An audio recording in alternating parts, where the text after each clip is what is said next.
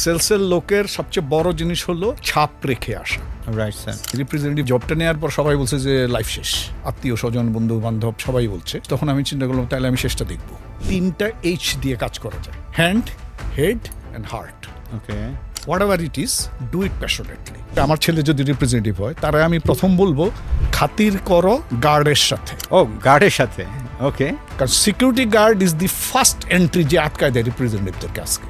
B champion of your reps, your brand will be automatically champion.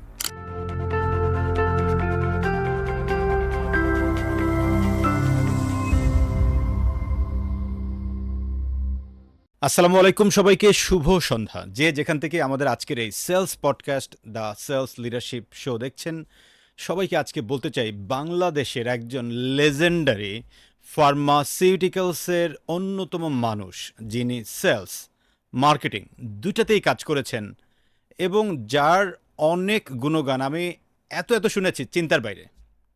আজকে আপনারা যারা আমাদের সামনে বসে আছেন, স্পেশালি যারা মার্কেটিংয়ে সেলসে কাজ করছেন, সেলস র্যাপ থেকে শুরু করে একবার top level, on the other hand মার্কেটিংয়ে যারা কাজ করছেন পিএমডি, স্পেশালি প্রোডাক্ট ম্যানেজমেন্ট ডিপার্টমেন্টের, প্রত্যেকের জন্যই থাকবে অসাধারণ কিছু হ্যাকস, টিপস এবং আপনার কেরিয়ার গ্রো করার অনেকগুলো সমাধান। সো চলুন আর দেরি না করে আমরা চলে যেতে চাই আজকের অন্যতম একজন মানুষ, যিনি নোভার্টিস বাংলাদেশের কান্ট্রি হেড ছিলেন। নট অনলি বাংলাদেশ, উনি বাংলাদেশ, শ্রীলঙ্কা, মালদ্বীপ, পরে সৌদি আরবিয়া এই জায়গাগুলোতে লিড করেছেন অ্যাজ এ সিইও, নান আদার দেন জনাব সেলিম সোলাইমান স্যার। আসসালামু আলাইকুম স্যার। ওয়ালাইকুম আসসালাম। স্যার ভালো আছেন স্যার? হ্যাঁ, ভালো আছেন। আপনি ভালো আছেন তো? আলহামদুলিল্লাহ স্যার। স্যারের সম্পর্কে আপনাদেরকে একটু বলে রাখি, স্যার হচ্ছেন, তার ক্যারিয়ার স্টার্ট করেছিলেন সিবাগেইগি থেকে, সেখান থেকে পরবর্তীতে এটাই হয়ে যায় নোভার্টিস। এই নোভার্টিসে উনি 28 বছর চাকরি করেছেন। 28 বছরের এই চাকরি জীবনে উনি মেডিকেল রিপ্রেজেন্টেটিভ থেকে স্যারের ক্যারিয়ারটা শুরু হয়েছে। পরবর্তীতে পিএমডিতে উনি কাজ শুরু করেন এবং সেখান থেকে head of marketing, then head of operations, এরকম করে বাংলাদেশ, শ্রীলঙ্কা, মালদ্বীপ, সৌদি আরবিয়া এই জায়গাগুলোতে নোভার্টিসের উনি চিফ ছিলেন। সো আজকে স্যারের কাছ থেকে এই পুরো জার্নিটা শোনার জন্য আপনাদের সাথে থাকবো আমি, ইউসুফ ইফতি। আপনারা অনেকেই জানেন আমি একজন সেলসেরই মানুষ এবং ফার্মা ইন্ডাস্ট্রির মানুষ, ইয়াস। কারণ 15 বছর আমি অপশন ইন ফার্মায় কাজ করেছি ডিরেক্ট সেলসে, এবং লাস্ট 8 বছর আমি কাজ করছি অ্যাজ এ কর্পোরেট ট্রেনার হিসেবে, তাও আবার সেলস এবং সেলসের লিডার্স যারা তাদেরকেই ট্রেনিং করাচ্ছি। সো আমাদের আজকে দুজনের একটু মূল চাওয়া থাকবে যে আপনারা যারা এখন সেলসে কাজ করছেন আপনাদেরকে কীভাবে আরও সমৃদ্ধ করা যায়। আমি আর দেরি না করে একটু স্যারের কাছে চলে যেতেছি। স্যার, সিবাগেগিতে আপনার ফার্স্ট মেডিকেল র্যাপ দিয়ে শুরু হয়েছিল। জি স্যার, মেডিকেল রিপ্রেজেন্টেটিভ চাকরিটাকে আপনি আসলে এনজয় করেছিলেন কিনা? একটু আমি আপনাকে একটু ব্যাক করি, একটু মানে আমি সংশোধনী দিই। আমি আসলে সিঙ্গাপুর বা সৌদি আরবিয়াতে কান্ট্রি হেড ছিলাম না। আমি ওখানে সিঙ্গাপুরে কাজ করেছিলাম হেড অফ স্ট্র্যাটেজিতে, আর সৌদি আরবে আমার রোল ছিল হেড অফ মার্কেটিং। আমি কান্ট্রি ম্যানেজার হই শ্রীলঙ্কায় যাওয়ার পর, Sri Lanka, Maldives, and then I came to back to Bangladesh. প্রথম কথা হলো, আমি যদি জানতাম এটা রিপ্রেজেন্টেটিভের জব, আমি পসিবলি অ্যাপ্লাই করতাম না। ও, অ্যাপ্লাই করতেন না? আচ্ছা। আমার একটা লক্ষ্য ছিল ইউনিভার্সিটি থেকে বের হওয়ার সময়, মানে ইউনিভার্সিটিতে ভর্তি হওয়ার পর একটা লক্ষ্য ছিল, আমি একদিনও বেকার থাকবো না। বেকার থাকবো না, ওকে। দ্যাট ওয়াজ মাই টার্গেট, যে আমি পাস। কারণ আমাদের সময় খুব ভালো ছাত্ররা মেডিকেল বা ইঞ্জিনিয়ারিংয়ে পড়তো, এখনও যেমন পড়ে। তো আমাদের, আর আমরা যারা ভালো হতাম না তারা ইউনিভার্সিটিতে পড়তাম, যেই সাবজেক্টে পড়ুক। আর আমি খুব ভালো সাবজেক্টে পড়িনি। তো আমরা জানতাম যে ইউনিভার্সিটি থেকে বের হলে আমাদের সময়টায়, সেই আমি বলি 89, বাংলাদেশের জব মার্কেট, এখন যত জব, এরকম জব কিন্তু ছিল না তখন। ইন্ডাস্ট্রি বলতে একমাত্র বড় ইন্ডাস্ট্রি ছিল তখন pharmaceuticals growing because of the এই আপনার 81-এর ড্রাগ পলিসি হওয়াতে এই আপনার লোকাল কোম্পানিগুলো আসা শুরু করছে, and they started recruiting people.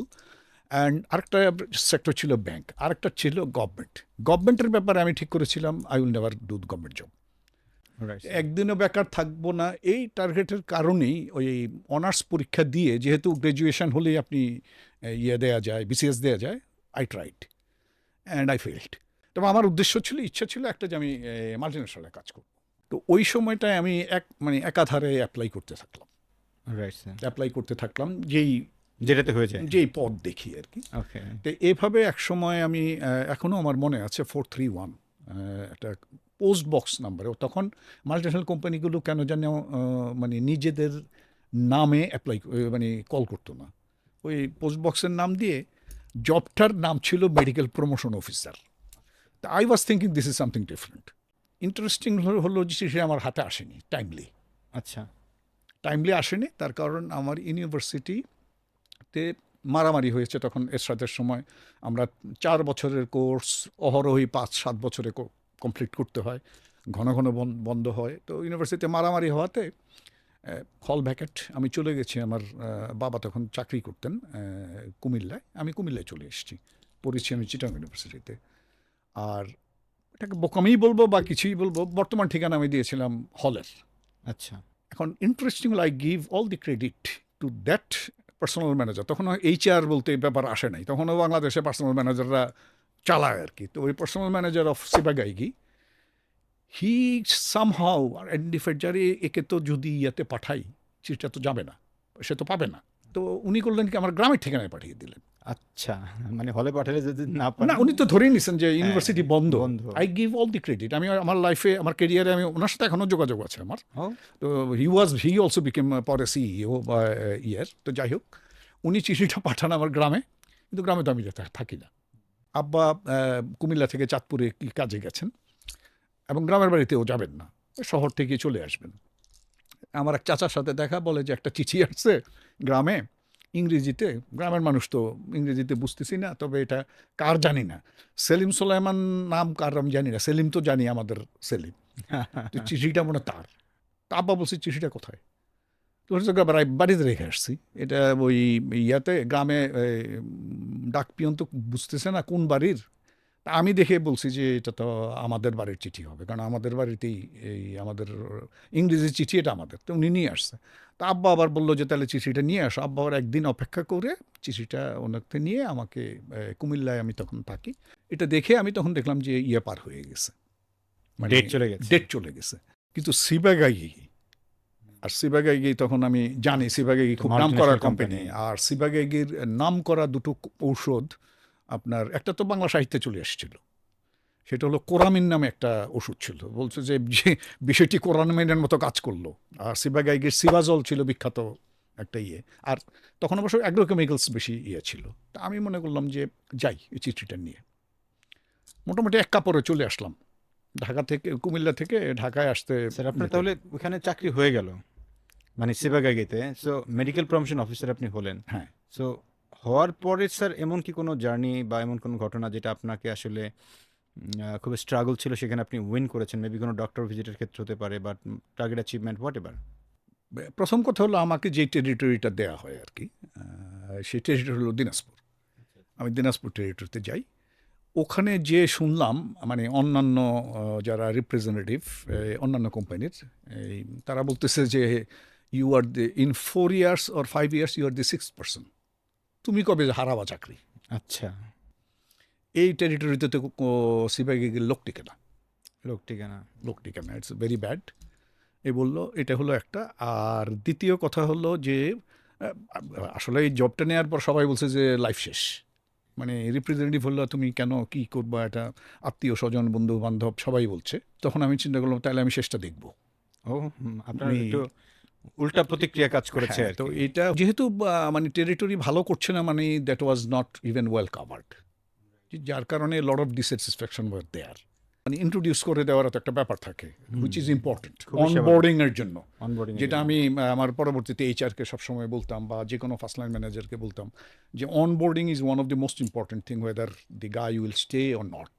আর তখন এখন যেমন ধরেন সিআরএম আছে, আপনি আমি যখন 2012 এন্ডের দিকে, না 2013-এ আমি বাংলাদেশের আমাদের সেলস ফোর্সের পুরো জিনিসটাকে আইপ্যাডে নিয়ে আসলাম, মানে গ্লোবাল, মানে গ্লোবাল স্ট্র্যাটেজির অংশ হিসাবে। তো আমাদের রিপ্রেজেন্টেটিভ সবাই আইপ্যাড পেয়ে গেল। তো আইপ্যাডে তো ধরেন আপনার নট অনলি তারা কল করা, ওই daily report, doctor list, everything is loaded. CRM, ওই সময় তো সিআরএমের সিস্টেম ছিল না। আমি পেয়েছিলাম একটা হাতে লেখা ডাক্তার লিস্ট। প্রথম আমি গিয়েছিলাম টিবি ক্লিনিকে। টিবি ক্লিনিকে যাওয়ার কারণ হলো, বাংলাদেশে যুগান্তকারী একটা কাজ করেছিল নোভার্টিস বা সিবাগাইগি। তখন কথা ছিল যার হয় যক্ষা তার নাই রক্ষা। কমনলি কমনলি এটা গভর্নমেন্ট থেকেও প্রচার হতো এবং সব জায়গায় টিবি ক্লিনিক ছিল। এবং তখন সিবাগাইগি তার প্রথম মানে ইনোভেটিভ মেডিসিন নিয়ে আসে, রিফাম্পিসিন আবিষ্কার করে, এবং 6 মান্থ কেমোথেরাপি, 6 মাসে টিবি ভালো হবে। অতএব আমি ওইটা এখান থেকে ট্রেনিং থেকে জেনে গেছি, যদিও তখন কোনো সেলস ট্রেনিং আমি পাইনি, স্কিল ট্রেনিং পাইনি। আসলে তারা 3.5 মাস ট্রেনিং করেছিল প্রোডাক্টের উপরে। 3.5 মাস 3.5 মাস 3.5 মাস মানে ফিজিওলজি, অ্যানাটমি থেকে শুরু করে প্যাথোলজি, ফার্মাকোলজি, তারপরে প্রোডাক্ট, প্রোডাক্টের আবার মোড অফ অ্যাকশন থেকে শুরু করে এভরিথিং। আমি ওই টিবি ক্লিনিক ঘুরে আশেপাশে কিছু ডক্টর দেখে টেকে দ্বিতীয় বা তৃতীয় দিন যখন যাই, যে আমি দিই কার্ড দেওয়ার সাথে সাথে একটা জিনিস ছিল, সিবাগিগের কার্ড দেওয়া মাত্র ডাক্তাররা ডাকতো, আলাদা একটা ভ্যালু দিত, আলাদা একটা ছিল সিবাগিগের কার্ড মানে ইমিডিয়েটলি এন্ট্রি। আর এখনকার মতো এত লম্বা লাইনও ছিল না, এটাও ঠিক। আর আমি দেখতাম, ধরেন আপনি দিনাজপুর থেকে মানে এই তেঁতুলিয়া থেকে ঘোড়াঘাট 24টা উপজেলা, 23টা উপজেলা আমার তা আমি কার্ড দেওয়া মাত্রই উনি একজন জিপি ছিলেন, এবং জিপি ছিলেন, জিপি মানে হচ্ছে general practitioner, normal MBBS doctor, general MBBS doctor, অনেক সিনিয়র ডক্টর, এবং উনি প্রচুর টিবি রোগী দেখেন। ওকে, দেখে আমি ধরে নিছি ওনার কাছে টিবি রোগী আছে।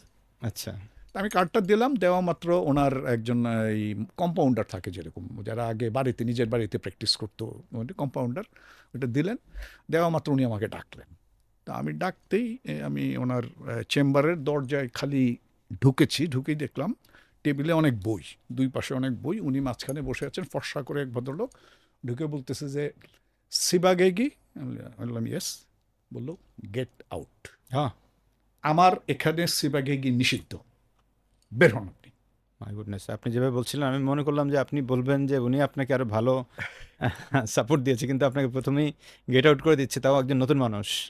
তো উনি যখন আপনাকে বের করে দিল বা বলল, তখন আপনি কি করেছেন স্যার? আমি চলে আসলাম, চলে এসে এবং ওই দিন আমি আর কোনো কাজ করতে পারলাম মানে নিতে পারেন না আর কি। আমি এটা ব্যাপারটা ঘটেছিল বিকেলবেলা। আচ্ছা, আমি প্রথম কিছুক্ষণ চিন্তা করলাম কি করব। আমি এরকম অপমানিত কোনো দিন হইনি। প্রথম চিন্তা করলাম চাকরিটা ছেড়ে দেব। আর তখন তো মোবাইলও নাই, বসের সাথে কথা বলবো, কারোর সাথে কোনো কিছু যোগাযোগও নাই। আবার ফোন করতে হলে তখন আমরা একটা ওষুধের দোকানের যে ফোন নাম্বার ছিল ওইখানে ফোন করে, আমার বসের বাড়িতেও ফোন নাই, উনি বাড়িওয়ালার ফোন নাম্বারে বলতে হয় অতটার সময় থাকবেন, হ্যাঁ এরকম করে, মানে এখন এটা অনেকেই বুঝতে পারবে না যে ডিফিকাল্টিসটা কি।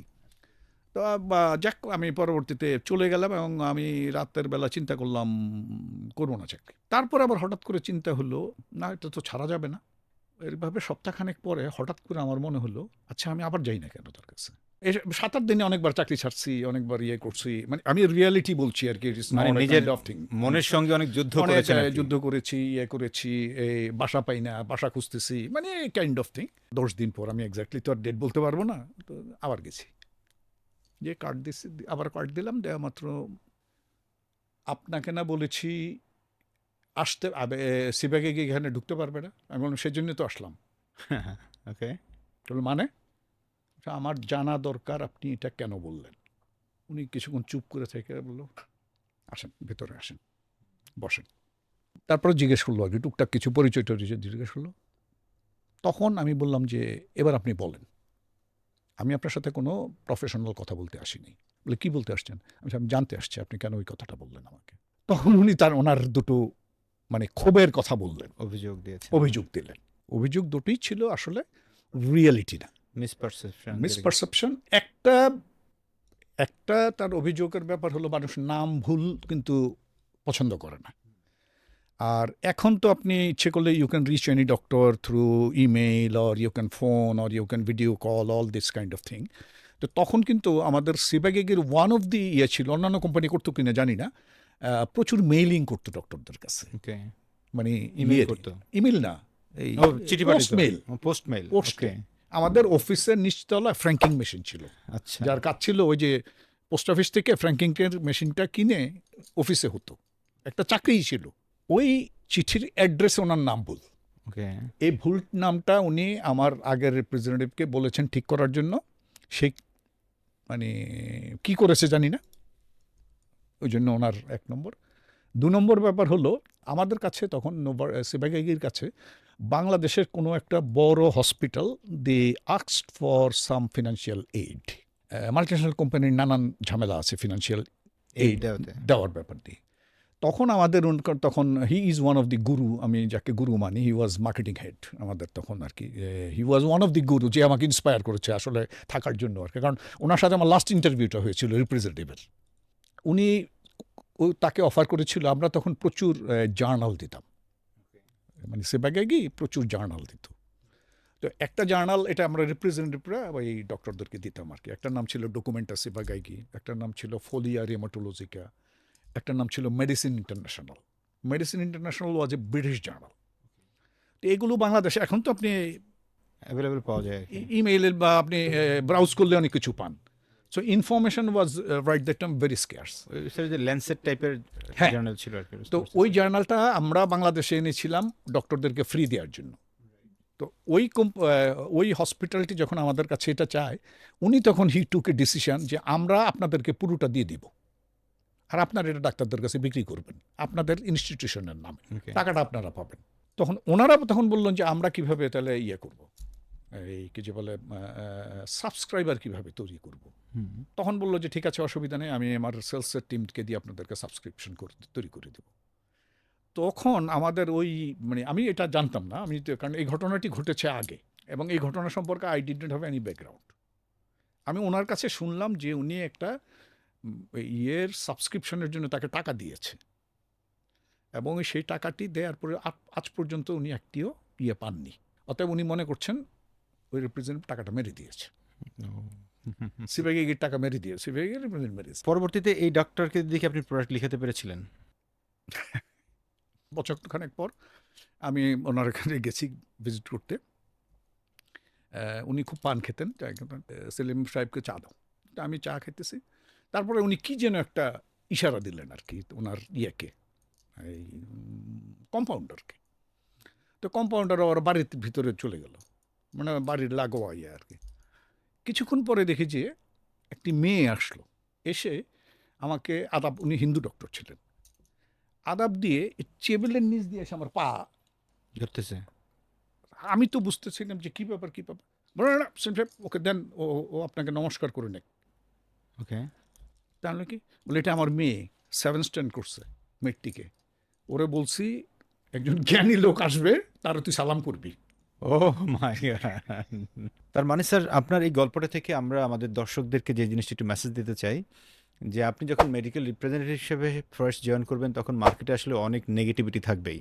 ইভেন আপনার অনেক পুরনো কলিগস বা বিভিন্ন কোম্পানি যারা সিনিয়র্স তারা আপনাকে বিভিন্নভাবে পচানোর চেষ্টা করবে, ইভেন যে তুমি ভাই বাজে জায়গায় আসছো, ভালো করবা না, কেউ টিকে নাই, আরও নানাবিধ নেগেটিভ কথা বলবে। বাট আপনি যদি পজিটিভ থাকার চেষ্টা করেন, আপনি যদি ফোকাস থাকার চেষ্টা করেন, ইভেন অনেক সময় মার্কেট থেকেও, যেমন স্যারের ক্ষেত্রে যেটা ঘটেছে যে একজন ডাক্তার ওনাকে প্রথম ভিজিটেই বের করার বলেছেন, বাট উনি কিন্তু পরবর্তীতে জানার চেষ্টা করলেন এবং ওনার সঙ্গে একটা এমন রিলেশন তৈরি হয়েছে যে ডাক্তার সাহেব তার নিজের মেয়েকে ওনার কাছে আলাদা করে পাশ হয়ে সম্মান করার কথা বলেছেন। তার মানে এটা কত ডেপথ লেভেলের একটা রিলেশনশিপ তৈরি হয়েছে। এই যে মেসেজটা, সেটা হচ্ছে যে আমরা যারা রিপ্রেজেন্টেটিভ আছি, আপনি আপনার ওই জায়গাটা থেকে যদি কাজটাকে প্রকৃত অর্থে ভালোবাসেন এবং আপনি কন্টিনিউয়াসলি প্রোডাক্ট নলেজ দিয়ে ডাক্তারের সাথে রিলেশনশিপটাকে সঠিকভাবে তৈরি করেন, তখন অন্য মাত্রায় যেতে পারবেন। আমি জাস্ট একটু এখানে ইয়ে করে নেই, এখানে একটু বলে দিই, কারণ আমি যে ঘটনাটি বলেছি তার সাথে একটু যদি ক্লারিফিকেশন না দিই, তাহলে আমার পূর্বে যিনি কাজ করেছেন তার সম্পর্কে যারা শ্রোতা তাদের একটা খারাপ ধারণা হতে পারে। ওই জন্য এটা একটু ক্লারিফাই করে দিই। প্রথমত উনি কিন্তু কয়েকবার জানিয়েছেন নামটা ঠিক করার জন্য। এখানে আমি একটু বলছি যে হেড অফিসের সামান্য সমস্যার জন্য ফিল্ডে কি সমস্যা হতে পারে, উনি কিন্তু ওনার দায়িত্ব হিসাবে চিঠি দুটির আমি পেয়েছিও, ওনার চিঠির পেয়েছি। হেড অফিসে যিনি টাইপিস্ট উনি এটাকে গা করেননি, গুরুত্ব দেয়নি, নামটা ওটা আগের মতো রয়ে গেছে। এই জায়গায় আমি যে করেছি, আমি কল করে বলছি যে এখন দাঁড়ায় লিখবে, এখন এটাকে ঠিক করবেন, আমার বসকে করে বলছি যেটা মূল ব্যাপারটা এখানে ইম্পর্টেন্ট হলো তার একটা ফলো আপ করা দরকার ছিল। তার মানে স্যার মেডিকেল র্যাপ যিনি ছিলেন ওনারও ইচ্ছা ছিল, কিন্তু উনি সঠিক ফলো আপটা যে করা এবং আরেকটু প্রম্পট ডিসিশন নেওয়ার যে জন্য একটু তাগিদ দেয়া, ইভেন তার কোনো একটা জায়গায় অবস্ট্যাকল হলে তার বড় বসদের হেল্প নিয়ে ইনস্ট্যান্ট এটা করানো, সেই জায়গাটাতে একটু গ্যাপ হয়েছিল। আমি যে জায়গাটা যেতে চাই স্যার, ধরেন আপনার ছেলে কথার প্রসঙ্গে ধরে নিচ্ছি রূপকর্তে আপনার ছেলে বাংলাদেশে কোনো একটা ফার্মাসিউটিক্যালস কোম্পানিতে মেডিকেল প্রমোশন অফিসার হিসেবে এখন জয়েন করতেছে, সে অ্যাপয়েন্টমেন্ট লেটার পেয়েছে। একজন নতুন মেডিকেল প্রমোশন অফিসার আপনার ছেলে, তাকে আপনি যদি 5টা কোনো টিপস দিতে চান যে বাবা তুমি এই জিনিসগুলোকে মেনটেন করবা তাহলে তুমি ভালো করবা, কোন 5টা দিবেন? প্রথম কথা হলো এটা শুধু মেডিকেল রিপ্রেজেন্টেটিভের জন্য না, যে কোনো জবের জন্য আমি যেটা মনে করি first is the passion. Passion whatever it is, do it passionately from heart. From heart. Okay, মানে মানুষ কাজ, কিন্তু আমি আবার আরেকটা কথা বলি, আমার না এটা অনেকেই বলে 3টা H দিয়ে কাজ করা যায়। 3টা H. H, okay, we can work with head, hand and heart. Right, তার মানে হাত দিয়ে কাজ করে, অনেকে শুধু হাত দিয়ে Hand, কাজ করে। Head, heart, 3H। H, অনেকে শুধু হাত দিয়ে কাজ করে, মাথা খাটায় না, রাইট, তার কাজ একরকম হয়। যে শুধু হেড দিয়ে করে, হাত লাগায় না, তার তার ওরকম। আবার যে দুটা লাগায় সেটা কিন্তু ভিন্ন হয়। রাইট, আর যে হার্টটা যোগ করে, তখন এটা অসাধারণ দ্যাট হয়। Become amazing. আমি প্যাশন ড্রিভেন মানুষ, আমার সর্বোচ্চটা দিব এখানে। আমি প্যাশন ড্রিভেন মানুষ। এটা হলো একটা। আর একটু ডু সামথিং ডিফারেন্ট মানে সবাই যা করে আমি একটু ডিফারেন্টলি করবো আর কি করতে কাজটাকে। হবে, otherwise you can't put your dent. আপনার ছাপ রাখতে হবে। তো রাইট স্যার, সেলসের লোকের সবচেয়ে বড় জিনিস হলো ছাপ রেখে আসা। রাইট, একই সন্ধ্যায় এখন যেটা হয়েছে, ডাক্তাররা তো বাংলাদেশে এখন আপনার প্রত্যেকটা বসে এখন ডায়াগনস্টিক ক্লিনিকে, আমাদের মতো ওই ইন্ডিভিজুয়াল চেম্বারে বসে না। এবং আরও ইম্পর্টেন্ট হয়ে, আমার ছেলে যদি রিপ্রেজেন্টেটিভ হয়, তারা আমি প্রথম বলবো খাতির করো গার্ডের সাথে। ও গার্ডের সাথে, ওকে, সিকিউরিটি গার্ডের সাথে। কারণ security guard is the first entry যে আটকায় দেয় রিপ্রেজেন্টেটিভদেরকে আজকে। রাইট, আপনি তো রিপ্রেজেন্টেটিভ চেম্বার সম্পর্কে যেতে পারবেন না। না, এ হলো একটা। দ্বিতীয় কথা, ডোন্ট ইগনোর দি অ্যাটেন্ডেন্ট। ওই যে ডক্টর অ্যাটেন্ডেন্স যিনি থাকেন, এরা অনেক সময় কার্ড হাতে নিয়ে পকেটে রেখে পরে বলে ডাক্তার সাহেব বলে নেই আপনাকে আসতে। সো টু ব্যারিয়ার, এটা হলো, মানে আমি ওই জন্য বলি কাউকেই আপনাকে কোনো stakeholder in the job ignore করার সুযোগ নাই। ইগনোর না, সবাইকে সম্মান দিতে হবে। হিউম্যান বিং হিসেবে আপনাকে সম্মান করতে হবে। এখন হয় কি, 10টা 11টার দিকে 20 জন রিপ্রেজেন্টেটিভ লাইন দিয়ে দাঁড়ায় থাকে, মানে দে আর স্ট্যান্ডিং ওভার দেয়ার। তারপর দেখা যায় যে আবার আরও ব্যাপার আছে, ABC কোম্পানি করে, কোন কোম্পানি কবে যাবে। ডাক্তার টাকা গুনে আর বলেন। এর মধ্যে ডাক্তার তাকেই মনে রাখে যে ছাপ রেখে আসতে পারে, ডিফারেন্ট কিছু করবে, ছাপ রেখে আসতে পারে। ছাপ রেখে আসতে পারবে। রাইট স্যার, ছাপ রেখে আসার জন্য কোনো একটা কি উদাহরণ দেবেন যে ইয়াস এরকম ভাবে হয়তো বা করলে ডু ডিফারেন্টলি হতে পারে? এক্সাম্পল, আমি ডক্টর চেম্বারে ঢুকলাম, ডাক্তার তো টাকা গুনতেছে কারণ সারাদিন সে রুগী দেখছে, তো আমার এমন কোন কথা বা এমন কোন আচরণ দিয়ে আমি তাকে একটু ডিফারেন্স প্রকাশ করতে পারি? প্রথম কথা হলো যে আমরা ডাক্তারের কাছে কি জন্য যাই? প্রেসক্রিপশনের জন্য স্যার। প্রেসক্রিপশনের জন্য যাই। সমস্যাটা কার? সমস্যাটা তো আমাদের স্যার। আমার সমস্যা আমি তার কাছে চাপাচ্ছি কেন? ওকে, আমাকে তো যেতে হবে তার সমস্যার সলিউশন দেওয়ার জন্য। রাইট, আমি যদি তার সমস্যার সলিউশন দিতে পারি, right, then you are moving from the representative to a consultant level. ব্যাপার হলো যে তখন আমি রংপুরে, দিনাজপুর টেরিটরি আমি পারফর্মিং টেরিটরিতে কনভার্ট করলাম। It took 1.5 year। ওকে, 6 মাসে আমার অ্যাচিভমেন্ট ছিল 21%। 21%, ওকে, 6 মাসের অ্যাচিভমেন্ট। আর ধরেন 1 বছর পরে যে আমি 99-100% এরকম করেছি। আমরা স্টার্টেড পারফর্মিং। তো এরকম একটা অবস্থা আর কি। তখন হঠাৎ করে আবার বললো যে তুমি রংপুরে যাও। রংপুরে আবার একটা difficult, Rangpur is a common territory, ওখানে মেডিকেল কলেজ, তখন 3-4 জন সিনিয়র র্যাপ আছে। তো আমি যেতে চাচ্ছিলাম না, কারণ আমি ততদিনে দিনাজপুর সম্পর্কে বুঝে গেছি, মাসে 7 দিন কাজ করলে আমার টার্গেট অ্যাচিভ হয়। আচ্ছা, আমি জানি কখন কোন ডাক্তারকে যেতে হবে, কখন কোন ইয়াকে কি বলতে হবে। মানে আপনার যেটুকু কাজ সেটুকু আপনি কতক্ষণের মধ্যে কমপ্লিট করতে পারবেন, ইউ নো ভেরি ওয়েল। হ্যাঁ, তো এখন আমি জানি যে নতুন টেরিটরিতে গেলে আবার আমি যে ওই 6 মাস দিনাজপুরে যে আমি 18 ঘন্টা কাজ করেছি, সেটা আবার করতে হবে। তো যাই হোক, প্রতি মাসে আমাদের মান্থলি মিটিং হতো। স্যার সব হয় হ্যাঁ, স্যার। মান্থলি মিটিং সবার হয়, কিন্তু মান্থলি মিটিং এই সেশনটা আছে কিনা আমি জানি না। সে সেশনটা হলো প্রত্যেকে তার টেরিটরির ডিফিকাল্ট জিনিস বলবে, যে আমি এরকম একটা ডিফিকাল্ট জিনিস ফেস করেছি, এবং এই ডিফিকাল্ট জিনিসটাতে সবাই তখন আইডিয়া দিত, ওপিনিয়ন দিতে পারবে যে কিভাবে কিভাবে সলভ করা যায়। Very powerful. আবার অনেক সময় ডিফিকাল্ট ডক্টর নিয়ে আলোচনা, বেশি ডিফিকাল্ট ডক্টর নিয়ে আলোচনা হতো। সেলস পিপলের one of the biggest issue is they create monologue, okay, যা মুখস্থ করে গেছে ওটা বলে চলে আসে। রাইট। কিন্তু আমার তো জানতে হবে কাস্টমার নিড, তো কাস্টমার নিড জানলে আমি মনোলগ করলে কেমনে হবে? So we need to ask question. তো আমাদের ওই ট্রেনিংয়ে কিন্তু আমাদেরকে একটা ট্রেনিং ছিল যেটাতে আস্কিং কোয়েশ্চেন শেখানো হতো, and different kind of question, close ended question কাকে বলে, ওপেন এন্ডেড কোয়েশ্চেন কাকে বলে, বিটিকিউ কাকে বলে, আইদার ওর কোয়েশ্চেন কাকে বলে, এরকম নানান কোয়েশ্চেন। তো এগুলো আমাদের ইয়ে ছিল, আবার এগুলো কিন্তু আমাদের প্র্যাকটিস হতো ওই মিটিংয়ে। By the way, BTQ means হচ্ছে benefit benefit tag question, benefit tag question. আমাদের অডিয়েন্স জেনারেল তো বুঝবে না। হ্যাঁ, বেনিফিট ট্যাগ কোয়েশ্চেন মানে you add a benefit of the product and then ask a question. Right sir. যেমন আপনার কাছে যদি মনে হলো যে একজন লোক খুব মিষ্টি কম পছন্দ করে, রাইট। আপনি তখন একটি মিষ্টি বিক্রি করতে চাচ্ছেন, আপনি তখন বললেন যে আমাদের এটাতে খুবই সামান্য, মানে মিষ্টির পরিমাণ অতি সামান্য, আপনি যেহেতু মিষ্টি পছন্দ করেন না সেদিন এই অতি সামান্য মিষ্টিটা আপনি কি পছন্দ করবেন? This is BTQ. তো তার মানে তাকে, তাই সে মিষ্টি কম খেতে চায়, রাইট। তাকে বেনিফিটটা দিলেন আপনি, ইনস্টিড অফ সেইং দ্যাট এই মিষ্টিটা ভালো নিয়ে নেন।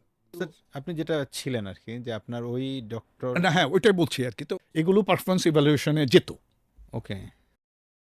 এখন একজন ডক্টরের সম্পর্কে সারাক্ষণ শুনে আসতাম, ওই আমার সিনিয়র বসরা বলতেছে, সিনিয়র রিপ্রেজেন্টেটিভরা, ওনারে কোনো প্রশ্ন করা যায় না, উনি প্রশ্ন পছন্দ করে না, ওনারে প্রশ্ন করে না কেউ। আচ্ছা।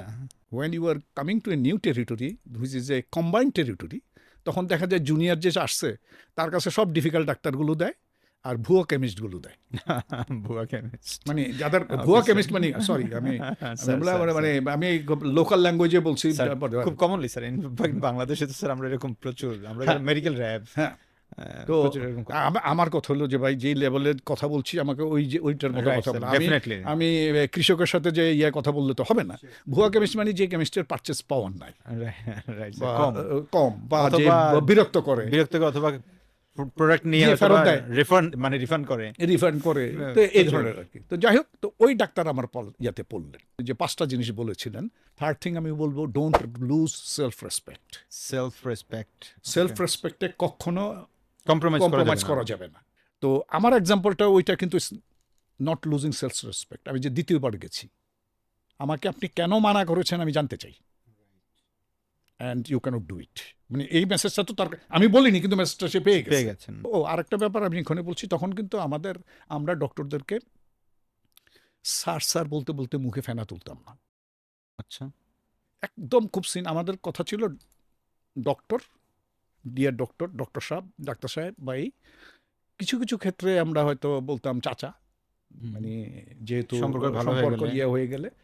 আর খুব সিনিয়র না হলে আমরা স্যার বলতাম না, যে একদম। তো উনি হ্যাঁ, প্রফেসর লেভেল টেবল না হলে আমরা স্যার বলতাম। এখন তো আমি দেখি যে পারলে চিকিৎসক স্যার ডাকে।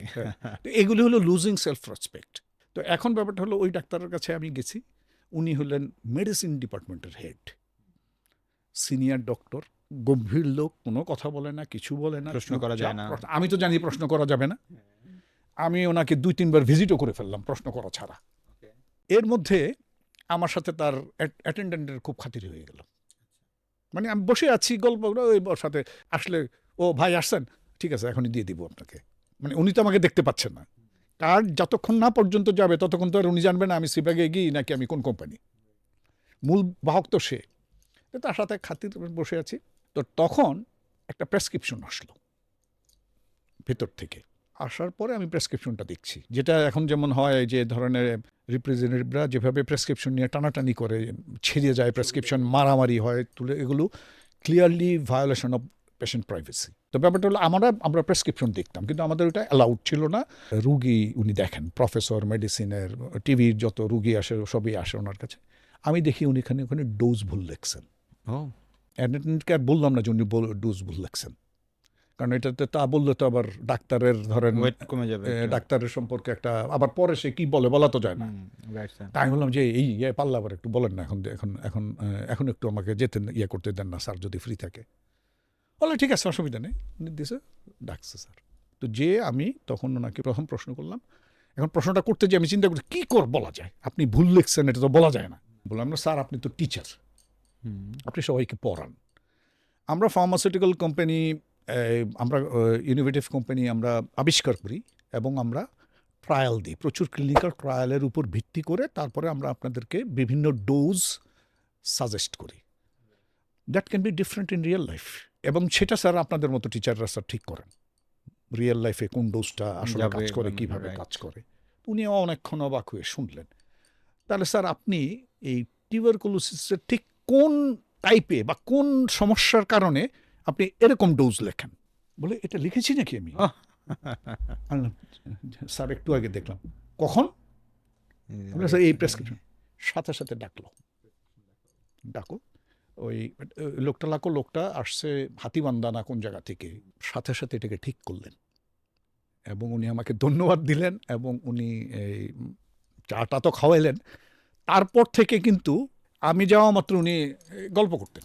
স্যার তাহলে আমরা যদি এখানে আমাদের দর্শকদেরকে একটু রিক্যাপ করি, ব্যাপারটা হচ্ছে এরকম যে আমি আপনাকে প্রশ্ন করেছিলাম যে একজন মেডিকেল রিপ্রেজেন্টেটিভকে বর্তমানে কোন 5টা টিপস আপনি দিবেন। সেক্ষেত্রে আপনি ফার্স্ট বলেছেন যেটা প্যাশন, যে আপনি যেই কাজটাই করবেন সেটাকে প্যাশনের হিসেবে নেন। একটা বিখ্যাত কনসেপ্ট আছে স্যার, সেটা আপনিও জানেন, যে লাভ হোয়াট ইউ ডু অথবা ডু হোয়াট ইউ লাভ।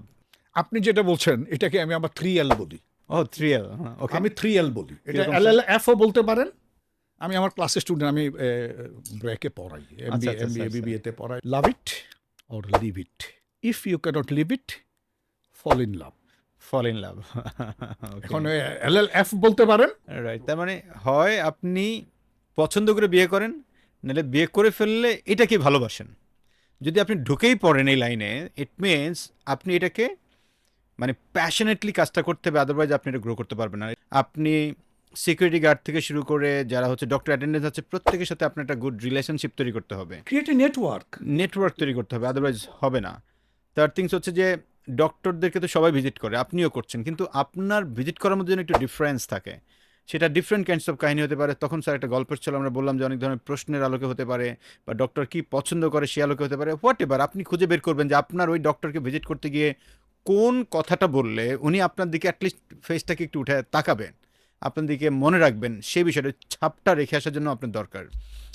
এই জিনিসটাই কথাই বলি, Sir. You need to be observant as well. Observant, দেখতে হবে, রাইট, আমরা দেখলেই দেখি না। এই ঘটনাটি, then I was head of marketing. Okay. আমি আমার এক কলিগকে বললাম তোমার এক ডাক্তারের সাথে আমি ভিজিট করতে যাব। নিয়ম ছিল আমি যখন রিপ্রেজেন্টেটিভদের সাথে কাজ করতে যেতাম, আমার কলিগদের সাথে, আমরা ফিল্ড অফিসার বলতাম, তাদেরকে অ্যালাউ করতাম না আমার জন্য প্রি অ্যাপয়েন্টমেন্ট করা, যে হেড অফ মার্কেটিং আসতেছে, এটা প্রি অ্যাপয়েন্টমেন্ট করা যাবে না এবং আমার পরিচয় সে দিতে পারবে না। কল করার শেষে আমি আমার পরিচয় দিব। আমার সিবাগেগি বা নোভার্টিসের সেলসের ইয়ার কথা ছিল যে সেলস র্যাপ যখন ডক্টর চেম্বারে ঢুকবে, আপনি সিইও হলো, king is the rep. Definitely. তার যদি ভুলও হয়, ভুল ধরা যাবে না সেখানে। আমাদের লিডারদের জন্য কিন্তু স্যার বড় মেসেজ, কারণ আপনি যেটা বললেন, কারণ আমরা ম্যাক্সিমাম সময় যে কাজটা করি, ডক্টর চেম্বারে ঢুকছে মেডিকেল র্যাব, আর আমি এক্সাম্পল আমি ম্যানেজার, তো তাৎক্ষণিক করে কি ওই র্যাবের কাছ থেকে সব কিছু নিয়ে বলে নিজে কল করা শুরু করে। নিজে কল করে। দিস ইজ অ্যাবসলিউটলি রং। এই সব আপনার বিষয়টা কিন্তু খুব সিম্পল। ধরেন সাকিব আল হাসান রাইট স্যার, মাঠে একটা রং শট খেলছে, কোচ কি যায় বলতে পারে তুমি রং শট খেলছো এখন? নো, নামার তো সুযোগ নাই। তো সে কখন বলবে? যখন ব্যাকএন্ডে আসবে, যখন সে কোচিং টেন্টে ফিরবে। Right sir. সিমিলারলি রিপ্রেজেন্টেটিভের ভুল বলতে হবে ডাক্তারের চেম্বারের বাইরে আলাদাভাবে, রাইট স্যার। সামনে বলা যাবে না। তো এই নিয়মগুলো আমরা মানতাম আর কি। বর্তমানে এগুলো স্যার খুব একটা কম, বড় কোম্পানিগুলো মানতেছে না, মানে এটা খুবই চরম একটা না। বাজে একটা অবস্থা আর কি। তো এখন আমি আপনি যেটাকে বলি আর কি, যে জন্য অবজারভেন্টের কথা বলছিলাম। Right, sir. যেমন ধরেন এখন আমাকে ওইরকম ও তো জানে যে মার্কেটিং হেড আসছে, আর আমি জানি না why I was a kind of, সবাই নাকি আমাকে ভয় পেত। এখন যদিও বলে যে কেন ভয় পেতাম জানি না, আপনি তো খুব ভালো মানুষ বা আপনি তো আমাদের প্রিয় মানুষ। না, বড় স্যারদেরকে একটু তো এটা ভয় ভয় পেত। তো সে তো মোটামুটি ভয়ে যতই তারে আমি করতে চাই, সে আমারে বুঝাইলো, স্যার উনি এখন খুব চাপে আছেন, কোনো প্রশ্ন করা যাবে না, উনি আমারে 30 সেকেন্ড টাইম দিবে, 30 সেকেন্ডের ভিতর বলে স্যার আমি বাইরে হয়ে যাব। ওকে। তাহলে ঠিক আছে, হোয়াট এভার ইট ইজ, অসুবিধা নেই। মিরপুরের একজন ডক্টর, উনি হি ইজ, এবং আমাদের কার্ডিওলজিস্ট, এবং বাংলাদেশে আমরা ডায়োভান নামে একটা, যখন বাংলাদেশে হাইপারটেনসিভ ওষুধ 1 টাকা 1.5 টাকায় বিক্রি হয়, তখন আমরা 40-50 টাকা ট্যাবলেট বিক্রি করা শুরু করছি আর কি। তো ওইটারই একজন গুরুত্বপূর্ণ ডক্টর কল করে করেই বলতেছে, আর ডাক্তার সাহেব বলছে আচ্ছা আচ্ছা আচ্ছা, ঠিক আছে যান, আমার যাই আবার এখন খাতা দেখতে হবে, এখন একটু মানে একটু তাড়াহুড়ো আছে আর কি। আমি আবার হাসতে হাসতে বললাম ঠিক আছে স্যার, আপনি তো খাতা দেখবেনই, তো স্যার একটু সবাই তো স্যার আপনার মতো ব্রিলিয়েন্ট না, সবাই তো আর গোল্ড মেডেল না, একটু সহজভাবে দেখি না, নাম্বার টাম্বার দিয়ে। কেমনি বললেন আপনি এটা? আচ্ছা, আমি তো গোল্ড মেডেল পেয়েছিলাম। হ্যাঁ, অ্যান্ড দি আলোচনা শুরু। ইট লাস্ট 1 আওয়ার। যেখানে 30 সেকেন্ড সময় দিবে না। তখন এখন বের হওয়ার পরে আমাকে আমার কলিগ জিজ্ঞেস করে, স্যার আপনি এটা কেমনি জানলেন? আমিও তো কিউরিয়াস, আপনি জানলেন কিভাবে? আমি বসে ওনার সাইনবোর্ডগুলো পড়তেছিলাম। উনি এমবিবিএসে মেডিসিনে গোল্ড পেয়েছিলেন, ওটাকে আলাদাভাবে আলাদা কালার দিয়ে লিখে রাখছে, ও, এবং যতগুলো মানে ওই ওনার মেইন সাইনবোর্ডটা ছাড়াও আরও ছোট ছোট কাগজে লেখা, কম্পিউটার প্রিন্টেড, ওইটা আবার আলাদাভাবে রেড, মার্ক করা তার মানে this is something close to his heart. Definitely, যেহেতু এর একটু বোল্ড করেছে উনি। বোল্ড করে লাল করে এবং বারবার লেখা আছে।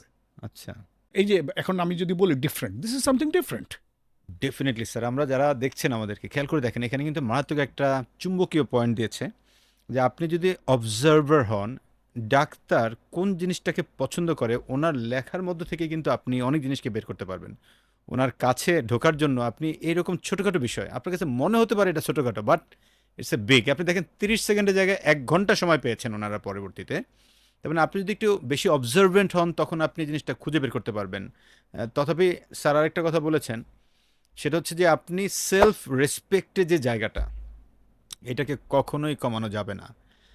স্যার, আমার কাছে রিসেন্টলি একটা কোম্পানির, আমি নামই বলি, রেনাটা কোম্পানির একজন মেডিকেল প্রমোশন অফিসার, সে অনেকদিন ধরে চাকরি করতেছে, সিনিয়র হয়ে গেছে, সে আমার কাছে ফোন করেছে, আমাকে ইনবক্স করেছিল, আমি সরাসরি ওনাকে ফোন দিয়েছি।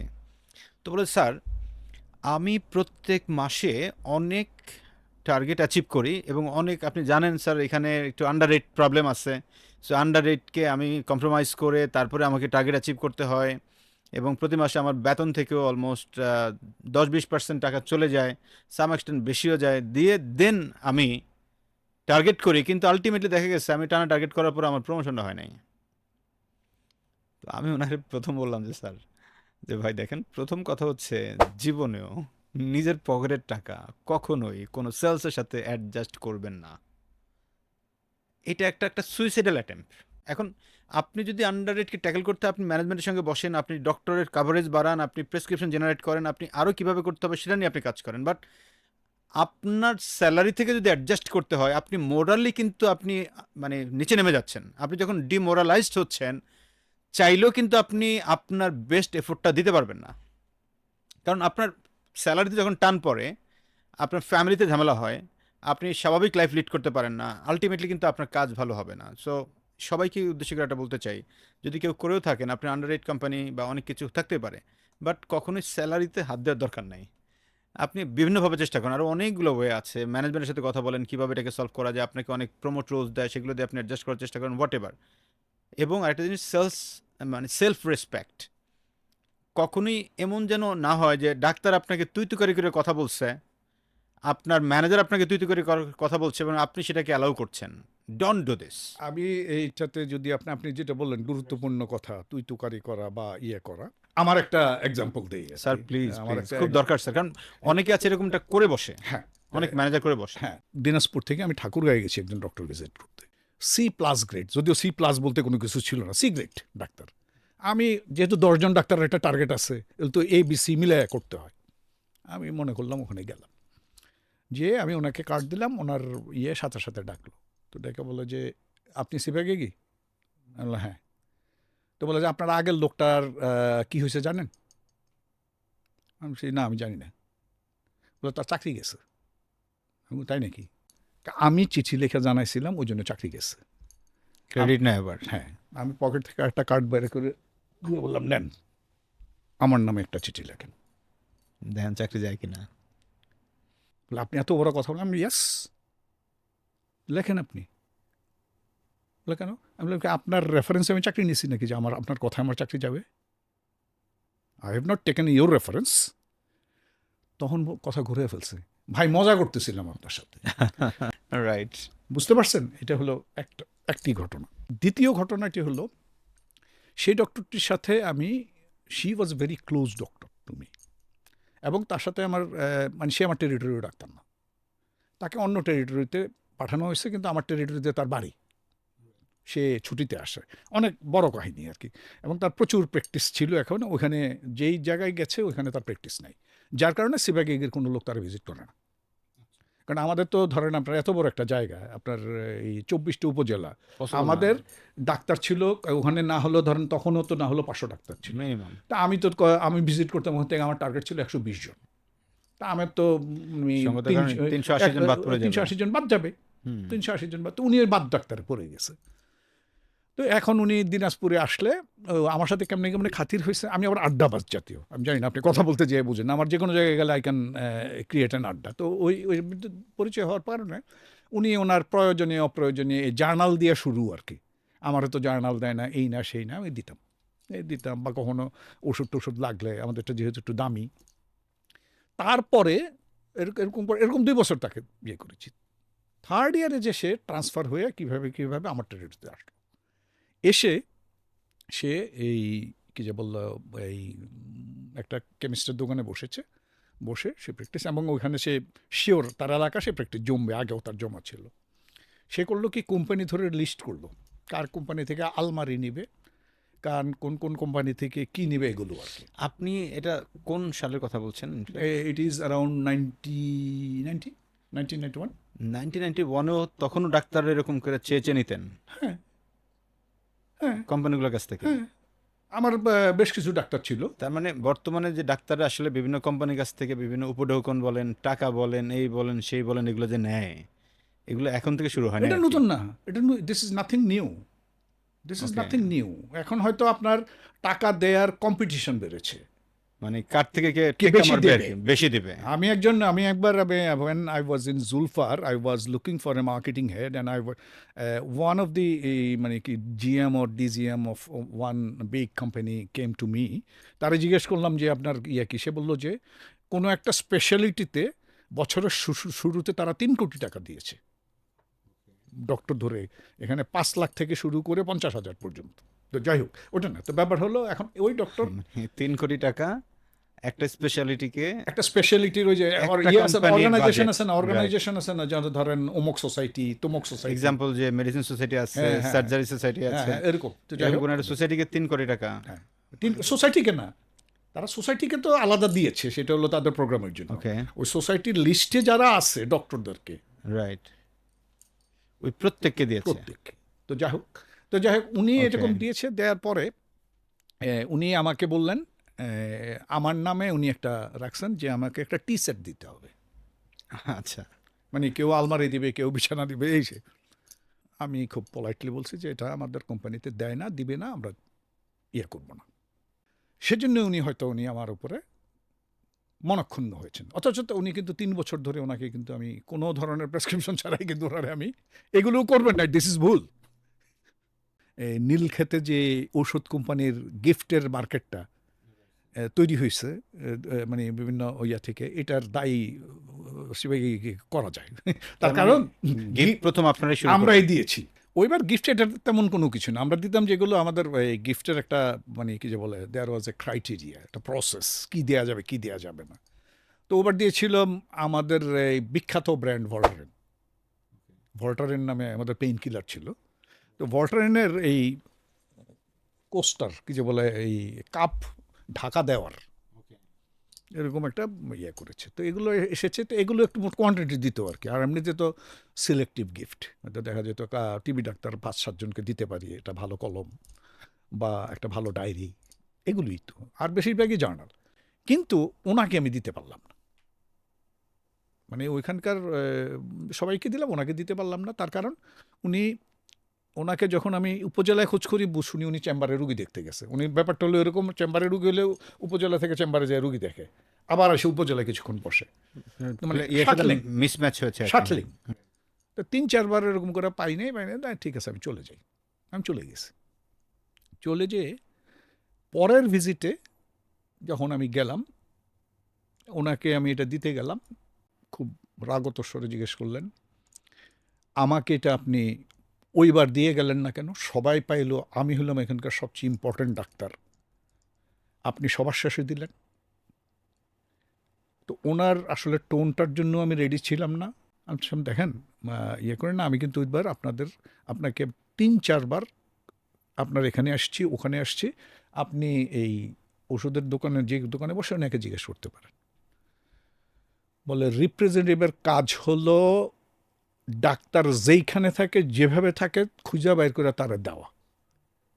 তখন আমি বললাম যে sorry, you are a doctor, you know how to treat patient, you does not know what is the job description of representative, don't teach me.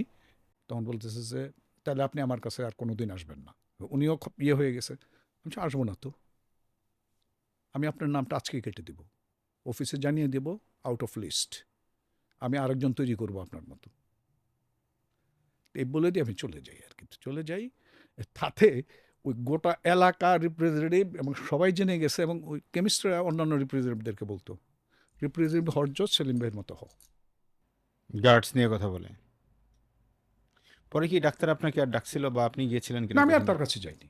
তার কাছে যাইনি কারণ আমি তো বললাম আই হ্যাভ এনাফ। আর দ্বিতীয় কথা, আমার টার্গেট যদি হয়ে যায়, কারণ আমি তো বুঝতে অফিসে পারছি। জানি যেটা করেছি, অফিসিয়াল প্রসিডিওর এভরিথিং আই ক্যাপ্ট, এবং আমি কেন বাদ দিচ্ছি সেটা আপনি লিখেছেন আর কি। লিখে আমি এটা ইয়ে করে দিয়েছি। তখন তো স্যার আসলে আপনাদের ওই সময়টাতে আসলে সুযোগ ছিল, অনেক আপনার হাতে অপশন ছিল। বর্তমানে আসলে আমাদের টেরিটরিগুলো এত ছোট ছোট করে করা, একজন গুরুত্বপূর্ণ ডাক্তারকে চাইলেও কোনো একজন রিপ্রেজেন্টেটিভ আসলে এরকম করে বাদ মুখের উপর বলতে পারে না আর কি। আমি জানি না। সিচুয়েশনটা এখন একটু এরকম না, হয়ে আমি গেছে। আমি বলছি না, what I want to say, যে যেটা হলো don't lose your self respect. Right. So এখন ওই জায়গাটা আপনি থেকে ব্যাপারটাকে কিভাবে হ্যান্ডেল করবেন, সেটা আপনার my way is the right way, I am not telling that. Right, right. So দর্শক, আমরা যদি আপনাদেরকে একটু বলতে চাই, স্যারের কথা থেকে আমরা যে জায়গাটাকে একটু ফোকাস করি, যে সেলফ রেসপেক্টে যে জায়গাটা, এটা কখনোই লুজ করা যাবে না। এবং আমি একটা জায়গায় স্যারের সঙ্গে অ্যাড করেছিলাম, সেটা হচ্ছে এই, যে কখনোই নিজের স্যালারিকে অ্যাডজাস্ট করবেন না আপনার কোনো একটা প্রোডাক্ট বিক্রি করার ক্ষেত্রে। Never ever do it. এতে করে আপনি ডিমোরালাইজড হবেন, আপনার আসলে বিক্রি বা প্রফেশন কোনোটাই ভালো লাগবে না। স্যার, আমরা একটু এবার অন্য জায়গায় চলে যাই। আপনি তো স্যার এরপরে ঢুকলেন পিএমডিতে বা প্রোডাক্ট ম্যানেজমেন্ট ডিপার্টমেন্ট। স্যার, আমি যতটুকু শুনেছি যে সিবাগ এইগি ইজ দ্য ফার্স্ট কোম্পানি যারা কিনা প্রথম বাংলাদেশে মার্কেটিং যে একটা আলাদা ডিপার্টমেন্ট হতে পারে এইটা চিন্তা করেছে, এবং আপনি সেখানে যে প্রোডাক্ট ম্যানেজার যুক্ত হয়েছেন। তো পিএমডি এবং সেলস, বাংলাদেশে যেটা দেখি যে পিএমডি যারা থাকেন তারা সেলসের মানুষদেরকে আসলে গোনে না। সেলসে স্পেশালি যারা রিপ্রেজেন্টেটিভ, এরিয়া ম্যানেজার, এদেরকে পাত্তাই দিতে চায় না। আমি অনেক কোম্পানি ট্রেনিং করিয়েছি, সেখানে দেখা যায় যে আরএমদেরকেই তারা পাত্তা দেয় না আর কি। ভাবটা এরকম যে আমি কি হনুরে, পিএমডির লোকজন, উনি ফার্মাসি থেকে পড়াশোনা করেছেন, উনি এখন executive, owner র্যাঙ্কিংটা area manager rank.